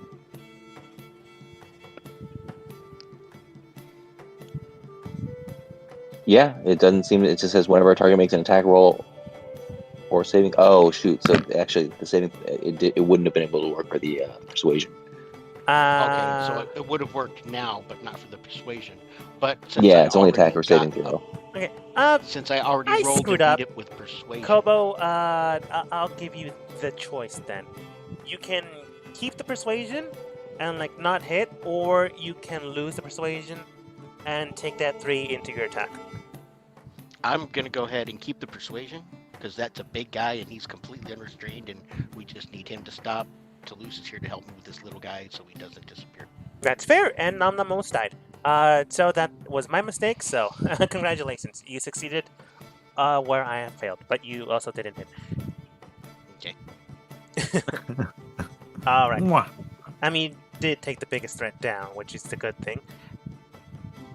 All right. Kobo, any bonus action left or any movement? I can't use movement because I'm helping to restrain him, and I can't think of a bonus action except maybe can whip out my. Well, no, I could whip out my quarterstaff because we could do the whole. You're a sorcerer. Sorry. I know I'm a sorcerer, but remember, limited spell options here. Wait a second. This guy right here, he's still awake, but he's tied up, so he's restrained, or we were afraid He's that he's going to disappear into the ground. Restrained and prone. But we're afraid he's just going to meld into the ground? Is Yeah. that how that is? He's not basically held due to the Gothos' fear and aura effect. Okay. Oh, of course. I know what to do. Sorry. Still. I don't know that. Command Oh, command. or something like that. Can you use it as a bonus action? Oh wait, bonus action. Nope, it is one action. Sorry, can't do that. Okay. It's a good thought, yeah, though. I guess that's it. Yeah, I guess that's it for me. Big creature no longer attacking you, but still afraid. Sees you trying to attack the small one, but realizes that it is corrupted, so it doesn't do anything. But it's not talking. You can tell that it's not calm, but it's that state of yeah. if I try to antagonize them, they're clearly going to attack me or do who knows what. So Don't it's worry, I'll not talk going to to him more. attack. Yeah, don't worry. I will be talking to him more. Gothos. Just-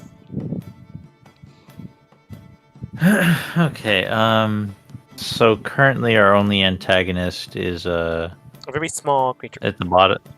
Mm-hmm.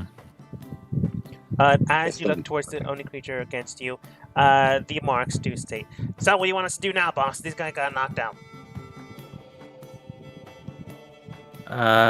Is it still corrupted? That one? Yeah? Yeah. Still oozing. Got to tie up the big guy who's only unconscious and corrupted. Alright. Got to get tied up. Kobo gave them a directive, so they will now do so. That's good. You guys you make still- sure, very, very fucking sure, not to make sure to You don't want to touch it at all. Don't touch any of that goo stuff, or you can end up, crazy, and then I'm gonna have to kill you. You don't want that. Are you still attacking the scared ones? That's what we're determining right now. I'm not attacking them. Don't you have your This is the aura only thing up? scared one. These two that were scared are unconscious now, so we just have to tie him up and restrain him. This one's Just- not scared because it was outside of the aura, but he's pretty well restrained. Yes, need to that's get what him I'm. down. Okay. But it still needs to be knocked down because otherwise he's going to try and meld through the ground. Mm-hmm. That's my point Yeah, is, okay. isn't the big one being scared and in the aura going to take damage again? Oh yeah, that's true. It does take a 3 on its turn. Mm-hmm. And I was gonna get to that. I was gonna say, Kobo, for God's sake, tell this thing to stand down, and if it just bows at me or waves, I'll release it from the fear thing. And he's gotta- okay. Do I know he's okay? Yeah, He's scared, but yeah, he's scared, but just do that. Yeah, he's scared, but yeah, take that off him. He's not gonna hurt us. We're not gonna hurt him. We just gotta Okay. explain to him what's going on. so then Gothos will do the thing where you point at your eyes and then you point at their eyes. so you're trying to make yourself more intimidating against it? Exactly, more intimidating, but at the same time, while I do that, I nod and release him from the from the people I choose that are afraid of that. Alright. No longer afraid. It still took the damage on its turn, but it can now leave the area, which is good. And then I will skitter around.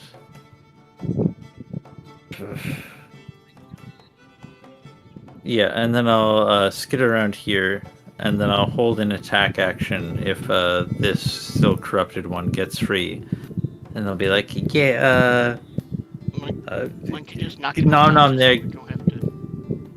But no, I'm gonna Okay. hold my action. I'm just not gonna attack it wantonly. But Nom Nom, once you get a chance, if you can, cleanse the infection of all these guys, that would be great. And Kobo, we if you would can't let do the that. other elementals, why can't you do Can't. that? Because we have to take some corrupted ones back to the lady so she can study it to make a better cure. All right, we'll cut off somebody's hand and then do it. Well, no, we've got Sorry. 2 knocked out ones. Oh, okay, yeah. We got a big and a little one knocked out. We'll just not uncorrupt them and bring those 2 back. I'm sorry, I'm not going to be a part of any sort of slavery. We were tasked with bringing back a sample if we could. If we could She not did bring want back a a whole live one. one. She did want a whole live one that was corrupted if possible, but samples would suffice. This is doing good because we know the lady's going to cure them. This isn't a slavery type episode. We're just being taken in captivity until the rabies is removed. But she needs to come up with the cure. So One of the she deep can cure all gnomes. of them. One of the Kobo. deep gnomes does state towards Gothos. We don't slave people in our town. We ain't not gnomes. Sorry. Wait, I was about to say dwarves. Drow. Drow, thank you. Yeah, this isn't a slave scenario. This is a restrained for your own good until cured properly scenario. Now I know Namam could do it, but do we want to have to stick around the town forever fixing all of them because the lady who hired us to do this didn't get her chance to study it because she wants to make a cure for all the mist. So those kind of just like looks like side to side, and he's like, "Yeah." So again, tell me how a sample is different than a whole living being. I mean, we can take a can whole cure living them being now. back. We can take a whole living being back for her to study and cure it, and then she has a cure for everybody. Or we can cut off his hand and let him go handless into life. Yeah. How'd you like it if I'd have cut off your hand and then say you're cured? He's not gonna be very happy. That's Yeah, assuming a that's hand's even maybe. good enough. If we have to kill it to Okay, get the all right. off. I'll tell you to split the difference. You ask the golems that aren't corrupted what they think is the best way to go. Should we take one corrupted in, or should we cure them all? And right before we cure the last guy, we cut off a bit. Ask them. What? Okay. You're It's still it's- maiming ask them. them. You're maiming. Yeah. Ask you're them. Still maiming. Ask the community what Okay. they think. Okay, it's okay. Mr. Big Elemental Guy, sir, how you doing? Remember, stay calm. We're not here to hurt you. You are corrupted and you attacked us. We're just defending ourselves, but we're not here to kill you. But we know a lady back in the town who wants to help make a better cure for all of you, all yous. You know, for the mist and nasty mist stuff, you're talking about there. Anyway, we can do that if we take one of these guys back that's still corrupted, so she can study it and make a cure for all of you. Or would you rather have to go through the rest of your life without a hand? It almost looks as if you threatened it, because it does sound that way. No. Almost. Thankfully enough, it's in its right mind right now, thanks to Gothos removing the fear. But when you say, or you can live the rest of their life without a hand, it shakes its head. Because that's not a good. That's not a good option, is it? Or is that okay with your peoples? It shakes its head violently. No. I don't know what you're said saying no. exactly, but you're framing it, I feel like, biased. Do they know how to I regrow wasn't- hands? I said we need a sample. That's what we need, a sample. I was thinking hand, because chop it off easy. It could just be a pinky.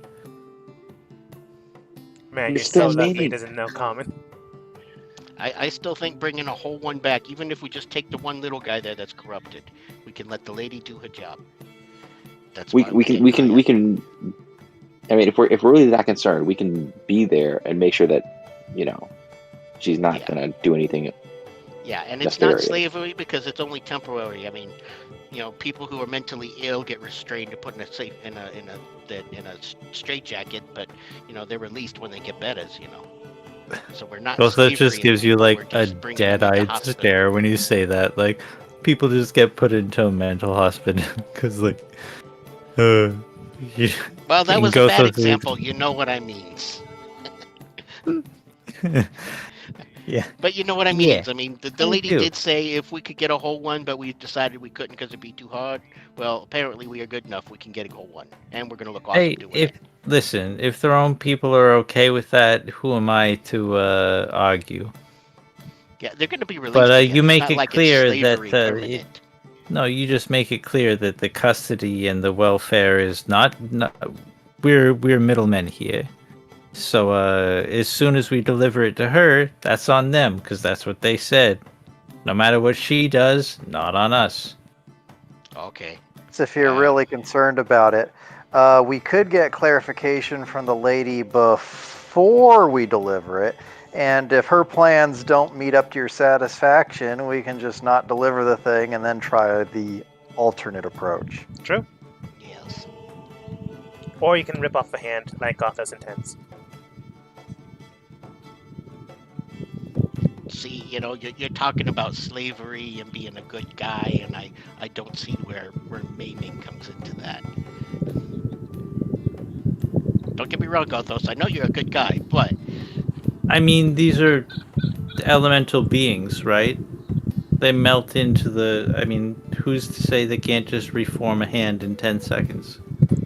I don't know. Hey, Mr. Elemental guy. Yeah. Uh, can you regrow stuff? It Like if we were to cut off a hand, is it like a permanent thing for you? it Like if your people's just. it shakes its head no, and then looks at you quizzically. Okay, I'm pretty sure the guy said that you can't grow back hands, or at least his elemental peoples don't. So their form on this plane is permanent. They can take Apparently damage. They permanent, don't repair it. temporary, Yeah. They can't When repair they- that in any way. We can't Okay. repair that. What if they're infused with magic and like we just take a shaving or something? I'm still thinking Gothos we is just from bring a one very whole brutal one. background.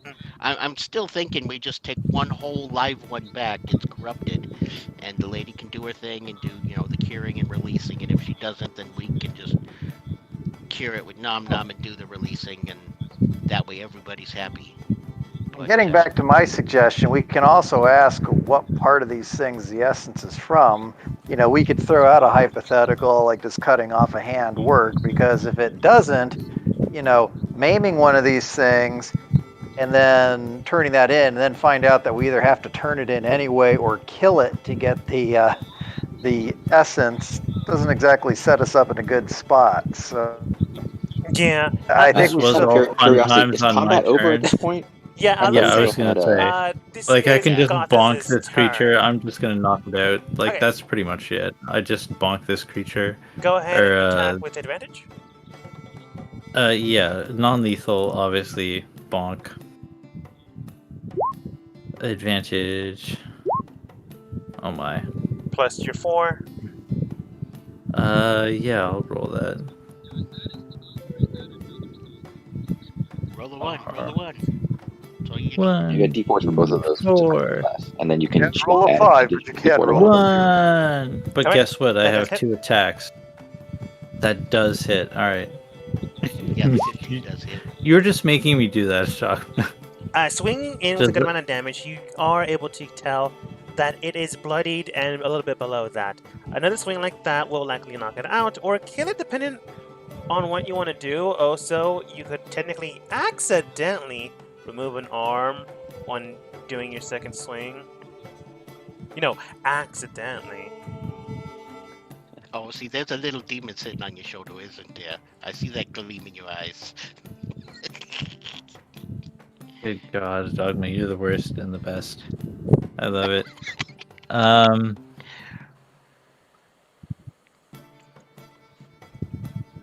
Yeah, fuck it, I will. It's goopy. Which arm looks more goopy? The left one. And I'm gonna roll my other attack. If I can do it off this attack, I will. But I have another attack to knock it out.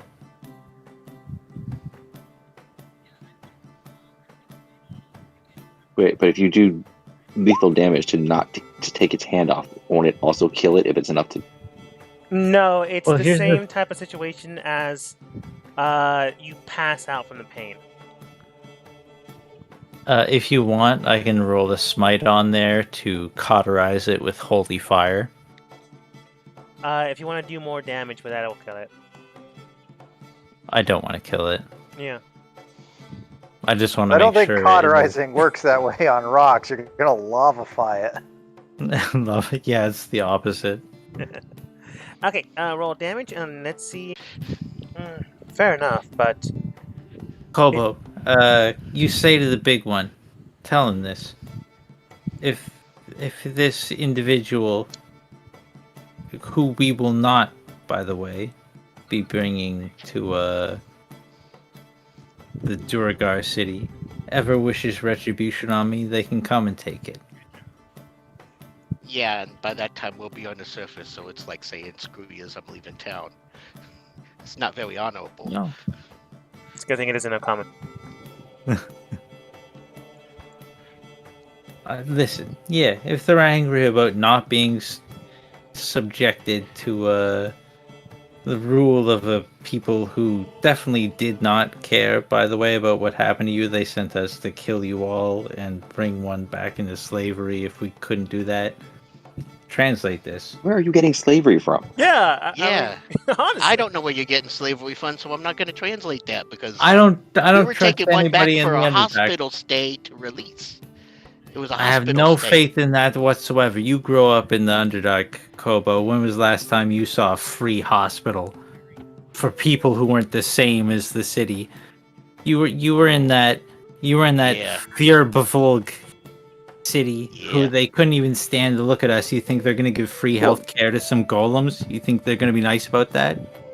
I thought. Yeah, that was the because only this is reason we because were it's doing threatening their city, and it's Oh, in yeah. their interest to prevent it from this corruption from happening, or to be able to cure it. this. I thought the lady was all nice. It's not like these. It's not like the elementals are doing this of their own free will. Exactly. That's why I'm not going to subject them to some city that couldn't be bothered to do it themselves. They had to go and do this. They were very specific about this not being a city priority. This was somebody else. This was a merchant who wanted his trade route a little more clear. Oh no, yeah. No, not technically. This was the Pickaxe family simply coordinating the area off, so they don't have to bother with the area. But they would allow the area to open up for more mining. The person that you met beforehand was explicitly just looking to cure these people, allegedly. It could be some other nefarious means, but you honestly don't have the information or the insight to connect those two. Well, That's let's quite all right consider because this. Gothos has convinced Kobo. Kobo's like, yeah, they weren't very nice back at the city. I thought they were going to throw rocks at me. They might have. Let's consider this. I mean, Yeah. half of the elementals we've ran into weren't corrupted. And you would think that if they really wanted to just deal with these, why not have us exterminate all of them so that the rest of them can't turn corrupted, or try and get the less dangerous ones? I mean, wouldn't you rather have a non-corrupted one as a slave so that you don't accidentally have it turn you into some sort of corrupted puddle of whatever?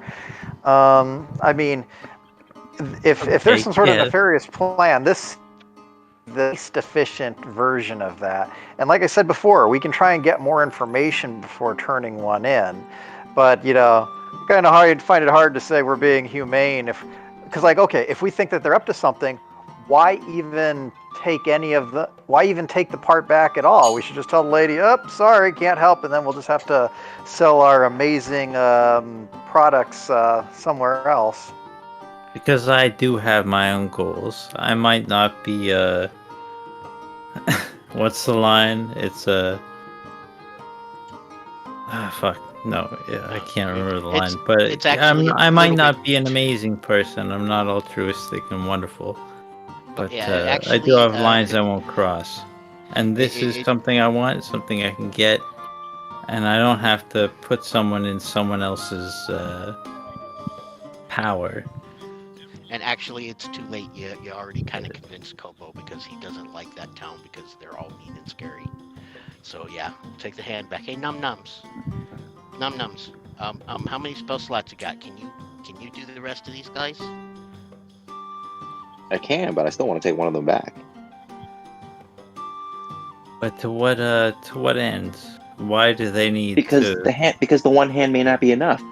They prefer to have one alive so that they can do the test. What happens if, the hand, the corruption leaves a dead body part or an inert body part so that they can't actually cure it. Oh, if the corruption leaves once the pot's cut off. Okay, right. So in that case... Well, think of it this way. When's the last time a toe had a soul in it? My contention here is that, Nom, you've already cleansed a person, or one of these golems, I right? have. So you already know how to do it, right? So why do they need keep coming back? Because then you need. It only works if you have a spellcaster. If they can find a an alchemical or a non spellcasting, they can do it using less resources. And you're saying you need tissue samples for that. I mean, I guess if you want to call it a rock tissue sample, but yeah, I mean, like, how do you cure somebody of an affliction if all you have is a body part?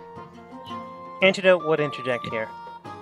Based on the information that we do have, based on the analysis that we do pertain, it is possible, as Nom Nom and Boom has suggested, that bringing someone alive would be a more viable option. If by chance the corruption does remove itself once the sample is removed from the body, it's possible that it's still viable, but likely less possible. Which is why they considered if a sample is sufficient enough, would require more than one sample, as it would be more test and go. But we do have a live entity, while restrained, it would be more potentially viable to continue the process and cure them permanently. If, for the fact that they weren't willing to do them themselves and we were able to, it does mean and suggest that we are able to cure them. But that also means we'd be stuck here. We can tell them how to do it, but more than likely looks towards Nom Nom. It can likely be fatal for the good amount of them, as they are just entering into the area. And not only that is this mist isn't going anywhere at the moment unless we solve that problem as well, right? Like, who knows how often this is going to recur? They need to be able to resolve this problem themselves. Exactly. If we don't resolve the mist issue, and then we cure these things here, so that to thwart the alleged nefarious plans, well, the next time these things get exposed to the mist, they essentially become corrupted and effectively are enslaved because of us. Kobo, will you go ahead and tell the golems, the titans, as I understand they're called, what was jabbering? What our medic friend just said in regards to the tests likely being fatal? That's not what he said. Sure he did. He said that the villagers trying to come and solve this problem would be fatal for a lot of the villagers, townspeople. I misunderstood then. I thought he said that the tests on the subject would likely, well, not likely, but there's a potential. They'd have to send 15 or 20 of their deep gnomes. The deep gnomes that are coming in the area are basically reclaiming the area. They're not meant to fight elemental creatures, much like you guys are. They would need numbers to fight against this. Yeah, they'd send in like 15, and 3 of them would stumble out alive, and they wouldn't have accomplished the mission. But they are pretty mean. They are mean, that's true. But then again, they don't really need to be dead, do they? Okay, here. I go ahead and turn to the guy. I mean, this is all for a capitalist agenda, right? Like, they're trying to open up more... The Pigshine family is. That for sure is. The person that's trying to heal them, it's for their own nefarious means. By nefarious means, you just know that they're trying to cure them. But the Pigshine family, for the extended reason of curing them to open up the area for mining, yeah, that is for their own means and purposes. But there's no reason that it couldn't be both. I mean, I'm not saying like they're trying to be altruistic, but if doing an altruistic thing achieves their goal.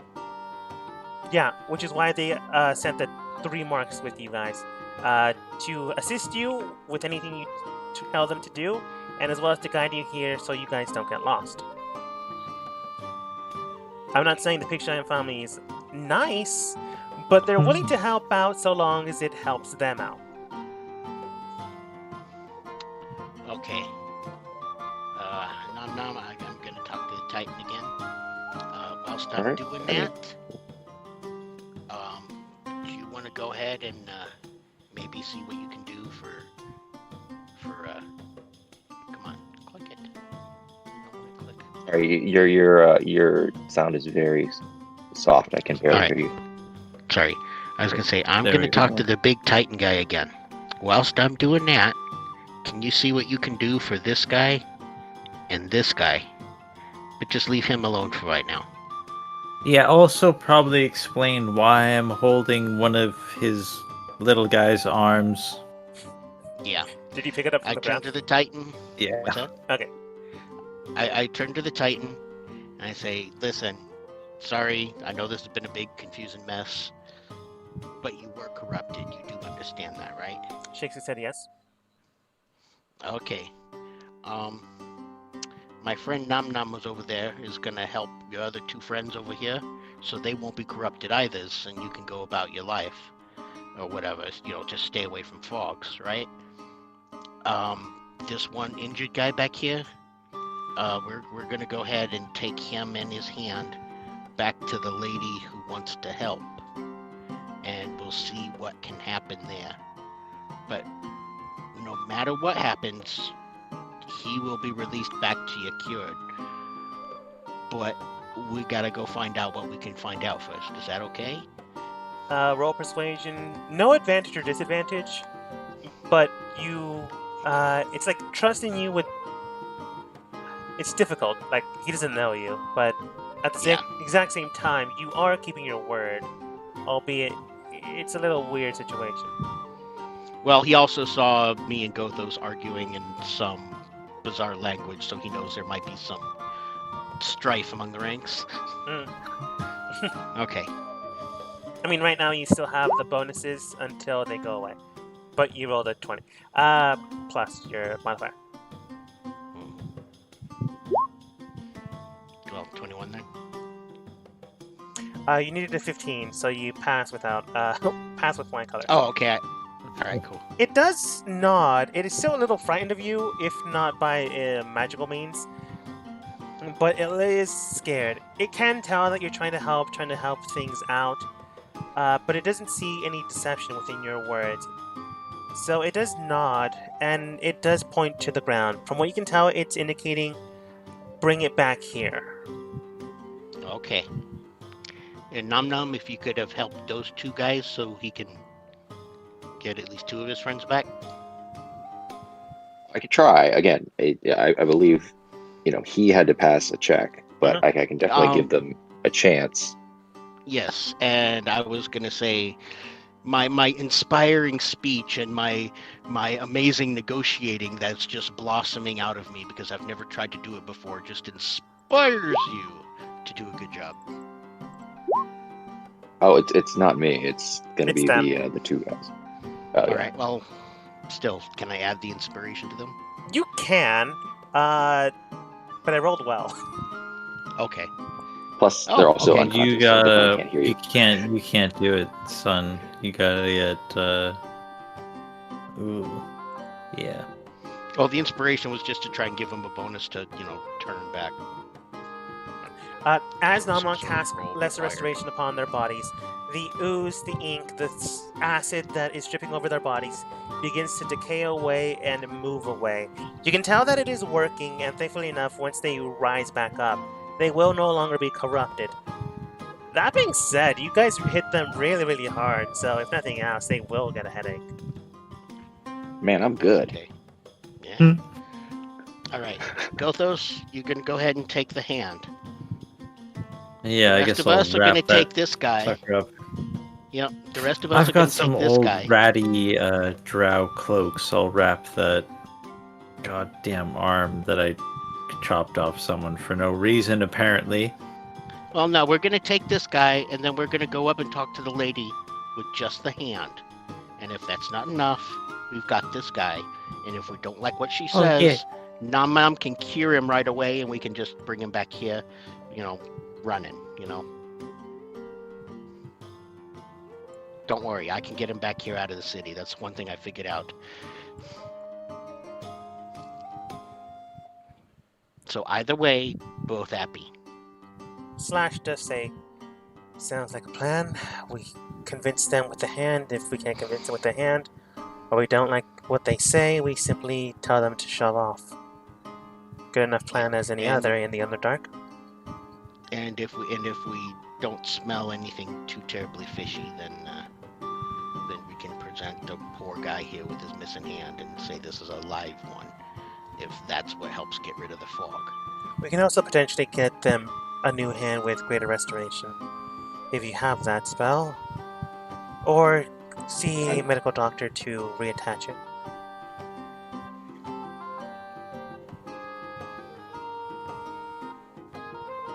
Yeah, I unfortunately I don't have access to Greater Restoration yet, but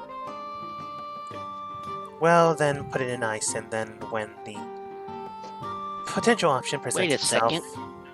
This is a rock, though, right? Pretty frozen. Well, wait a Earth second. If it's a elemental. rock, will mending reattach the hand? I suppose... Potentially, it's what Slash says. It'll take roughly 3 months, but it would be possible. Oh, I'm not sticking around for 3 months. Never mind that. Yeah, the Okay. way rocks usually break, it's not like one clean slash. It's more like break after break after break until it finally collapses.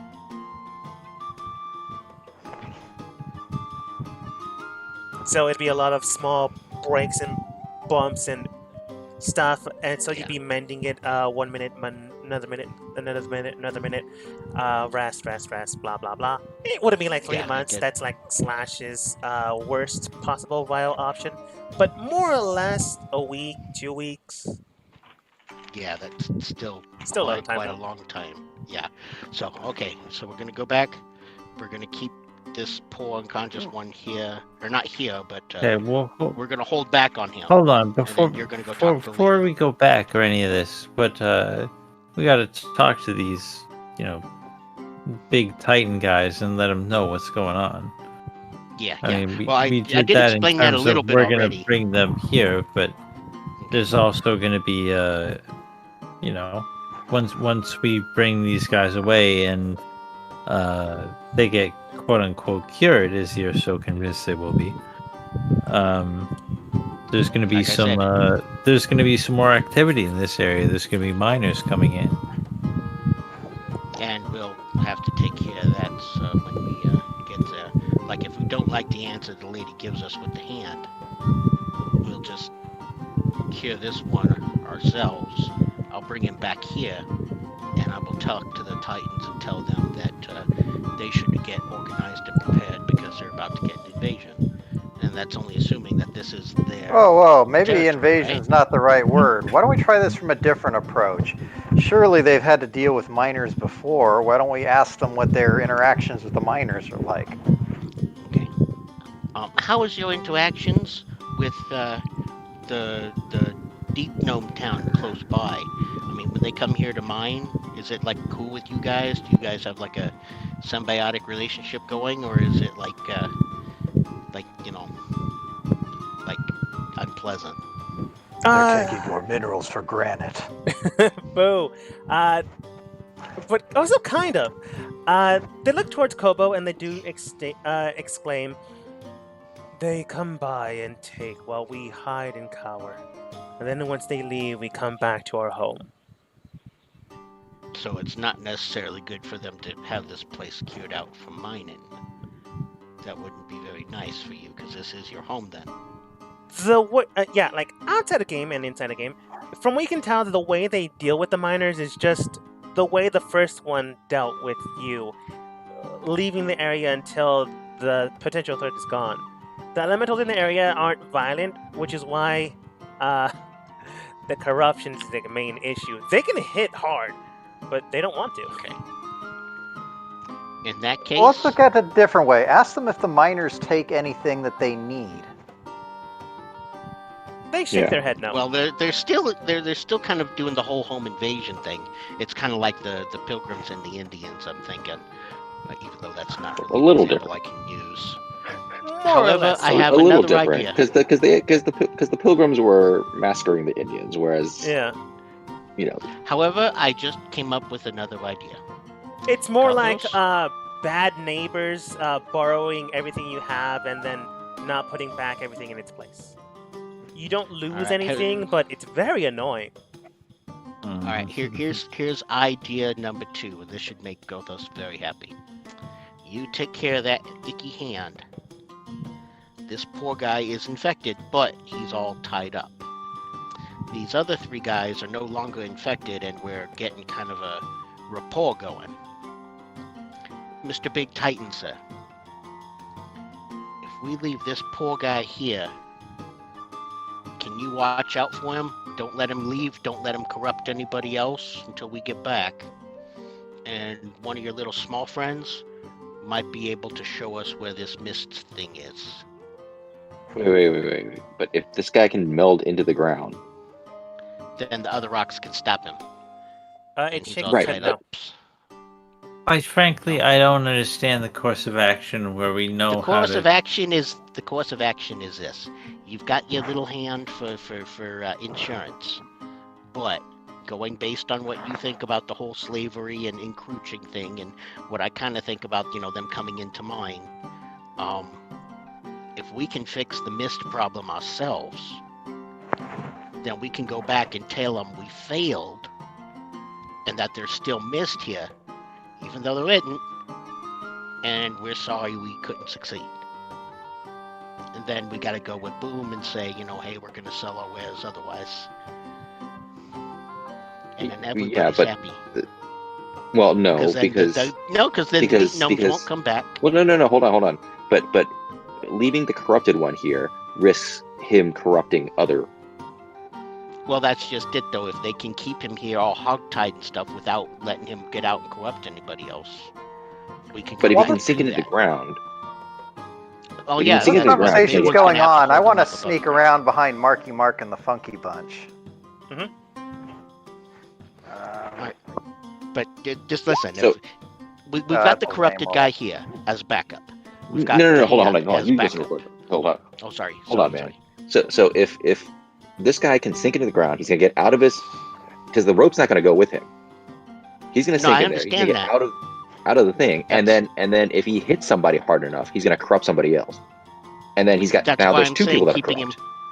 That's why I'm saying keeping him restrained, because we've got him all tied and bagged up, right?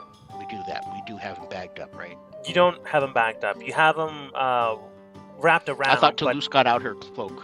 it can only hit cover more or less its body. It can potentially break out of those restraints, so that's the main issue. Like Nonum has suggested, it can phase through, and these creatures technically can hold onto it, but if they hold on enough, the corruption will stick onto its body and flesh. All right. Now, can it just mold into the ground, or can it mold through things? It can likely mold through the ground. You're not sure if it can mold through things, per se. I got some bedroll, a big sleeping bag. Basically, it's a bag. If we tie up this guy, put him in the sleeping bag, and then tie the top of the sleeping bag to my quarterstaff, stick my quarterstaff in the rock wall here, and have this guy hold the other side, then he's literally up like a chicken on a spit, right? He can't get Yeah. to the ground and can't go away, so he just stays tied up. Well, there's Now we also go the wall. investigate. Kobo. Like that will buy time, and you're not exactly sure how much time, but it will buy Kobo. time. My problem is with leaving this creature, this sentient being, afflicted with this curse, knowing full well how to cleanse him of it, and we do But nothing. that was In the name that of was- what? In the name of we're what? not doing nothing. We're doing everything. We're not that's doing. Am I able point. to? It's Am I able to temporarily. sneak behind the marks? Yes. Okay, while I'm behind them, I'm going to start visibly gesturing at these 3 guys so that the rest of the party can see. You do so. I get it. Now, the point is just to finish the whole thing. He stays here just as an insurance, just like the hand. If the hand doesn't work, we still have a whole body. If the whole body doesn't work, then that's too bad, because that was the big thing. But if we can take care of it ourselves, take care of the mist problem, we can come back here and just cure him and let him go, and then tell the bad town that we couldn't do a job and that the mist is still there, which will keep them away. And I'm going to say this in, wait a second. I'm going to be saying this in. We're in the Underdark, so everybody speaks Undercommon, right? More or less. What about Draconic? How's about you, Gothos? Do you speak Draconic? No. Common? Goblin, common, undercommon, and abyssal. Oh, I've got. Let me think. Do I have Abyssal or do I have Infernal? I have Infernal. Crap. Okay. I'm telling you in normal above ground common. So, we have that as technically our goal is accomplished. But to do the bit you're trying to do about not doing the slavery thing and all that, we can leave this here temporarily, just temporarily, go try and fix the mist problem ourselves. And if we can fix the mist problem ourselves, then we can come back here, cure the guy, and then go back to town and tell him that, hey, the mist is still there, you better not go. We couldn't do it. And that leaves a nominal border between the Titan guys here and the Deep Gnomes over there. But if we can't cure the mist ourselves, then we can still bring one corrupted sample and one corrupted hand back to them, depending. So literally, we have every option. Take it from a paladin of Timora.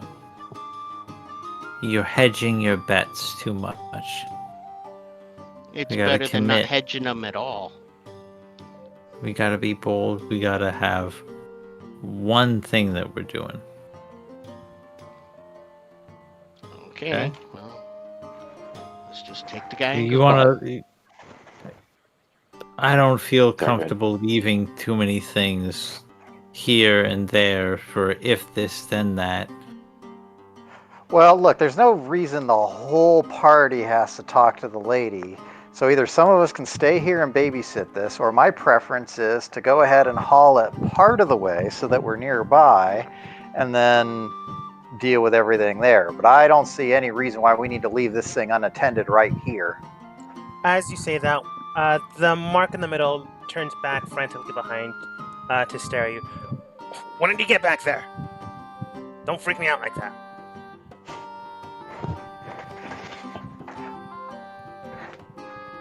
Pretty sneaky, sir. In regular common, I'm going to say, I apologize. I usually much louder than that. Yeah, well, whatever. Uh-huh. They speak undercommon and common, by the way. Okay. That's what I was looking for. All right. Well, I am going to go ahead and... Do we have 10 minutes, or do we want to move faster? In-game, you have 10 minutes, but we're likely going to wrap up soon. All right. I'm talking about in-game 10 minutes. The difference between just casting Tensor's floating disk or ritual casting it. Yeah, if we've got the 10 minutes in-game, I'm going to go ahead and just spend 10 minutes casting the floating disk. We can plop the thing on there, and that way we can haul it along without having to spend a bunch of time touching it. Yeah. I'm going to say And you prevents it were from beginning to do this. Going into the ground. Go ahead, Namino. Oh, I'm sorry. I said it also prevents it from, if it wakes up, from diving to the ground. True. Yeah. I'm going to say you were doing this when people were contemplating what if it touches the ground, what if it touches the sides. So right around now, you would have it tensored up and accessible to everyone else. So the main plan, as it is you're bringing the body, but bringing it slowly behind you to make sure that it's not visible. Gothos has the hand to make sure everything's in order, and to make sure that not leaving this here, potentially it just escaping, and then having a corrupted thing wandering about, corrupting other things. The people, But there's the big still guy, the mist, so a bunch of stuff is already corrupted. yeah, but that's currently not in this area. That being said, though, you are potentially getting a cure. You just need to figure out whether it's a trustworthy thing or not. The big guy is here, does understand the stuff that Kobo has been explaining, so they can explain to the other two, once they wake up, the situation at hand. So you don't need to go over and explain it to them unless you really want to. The marks are there to assist you. They have been listening in, but they were told to listen to you guys explicitly. And they don't, like, Boom and Nom Nom. I'm going to say you two understand this, but Koba and Gothos, you don't understand this. You could probably just tell them to forget all of this, that what happened, and they probably will. they are very loyal to their family, and since they were told to help you explicitly, they're willing to listen.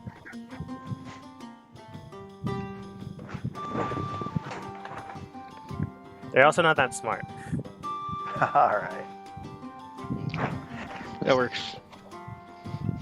So, with the plan it's set in motion, and Tender's this leading the charge, well, technically it's behind you, with the creature on its back, one thing does stand true. Gothos is more than likely fair to say don't trust anyone in the Underdark, because the last time you trusted someone in the Underdark didn't go so well. Mm-hmm. And, well, with nice people in the Underdark, well, the last time you trusted someone in the Underdark that was nice, you stole from them and they immediately almost killed you until Kobo set their house on fire. But that's a story for another day. Well, you have to set Wow, another what house did on fire? We'll find out. That was an explosive house. True. And wait a second, did I send it on fire or did?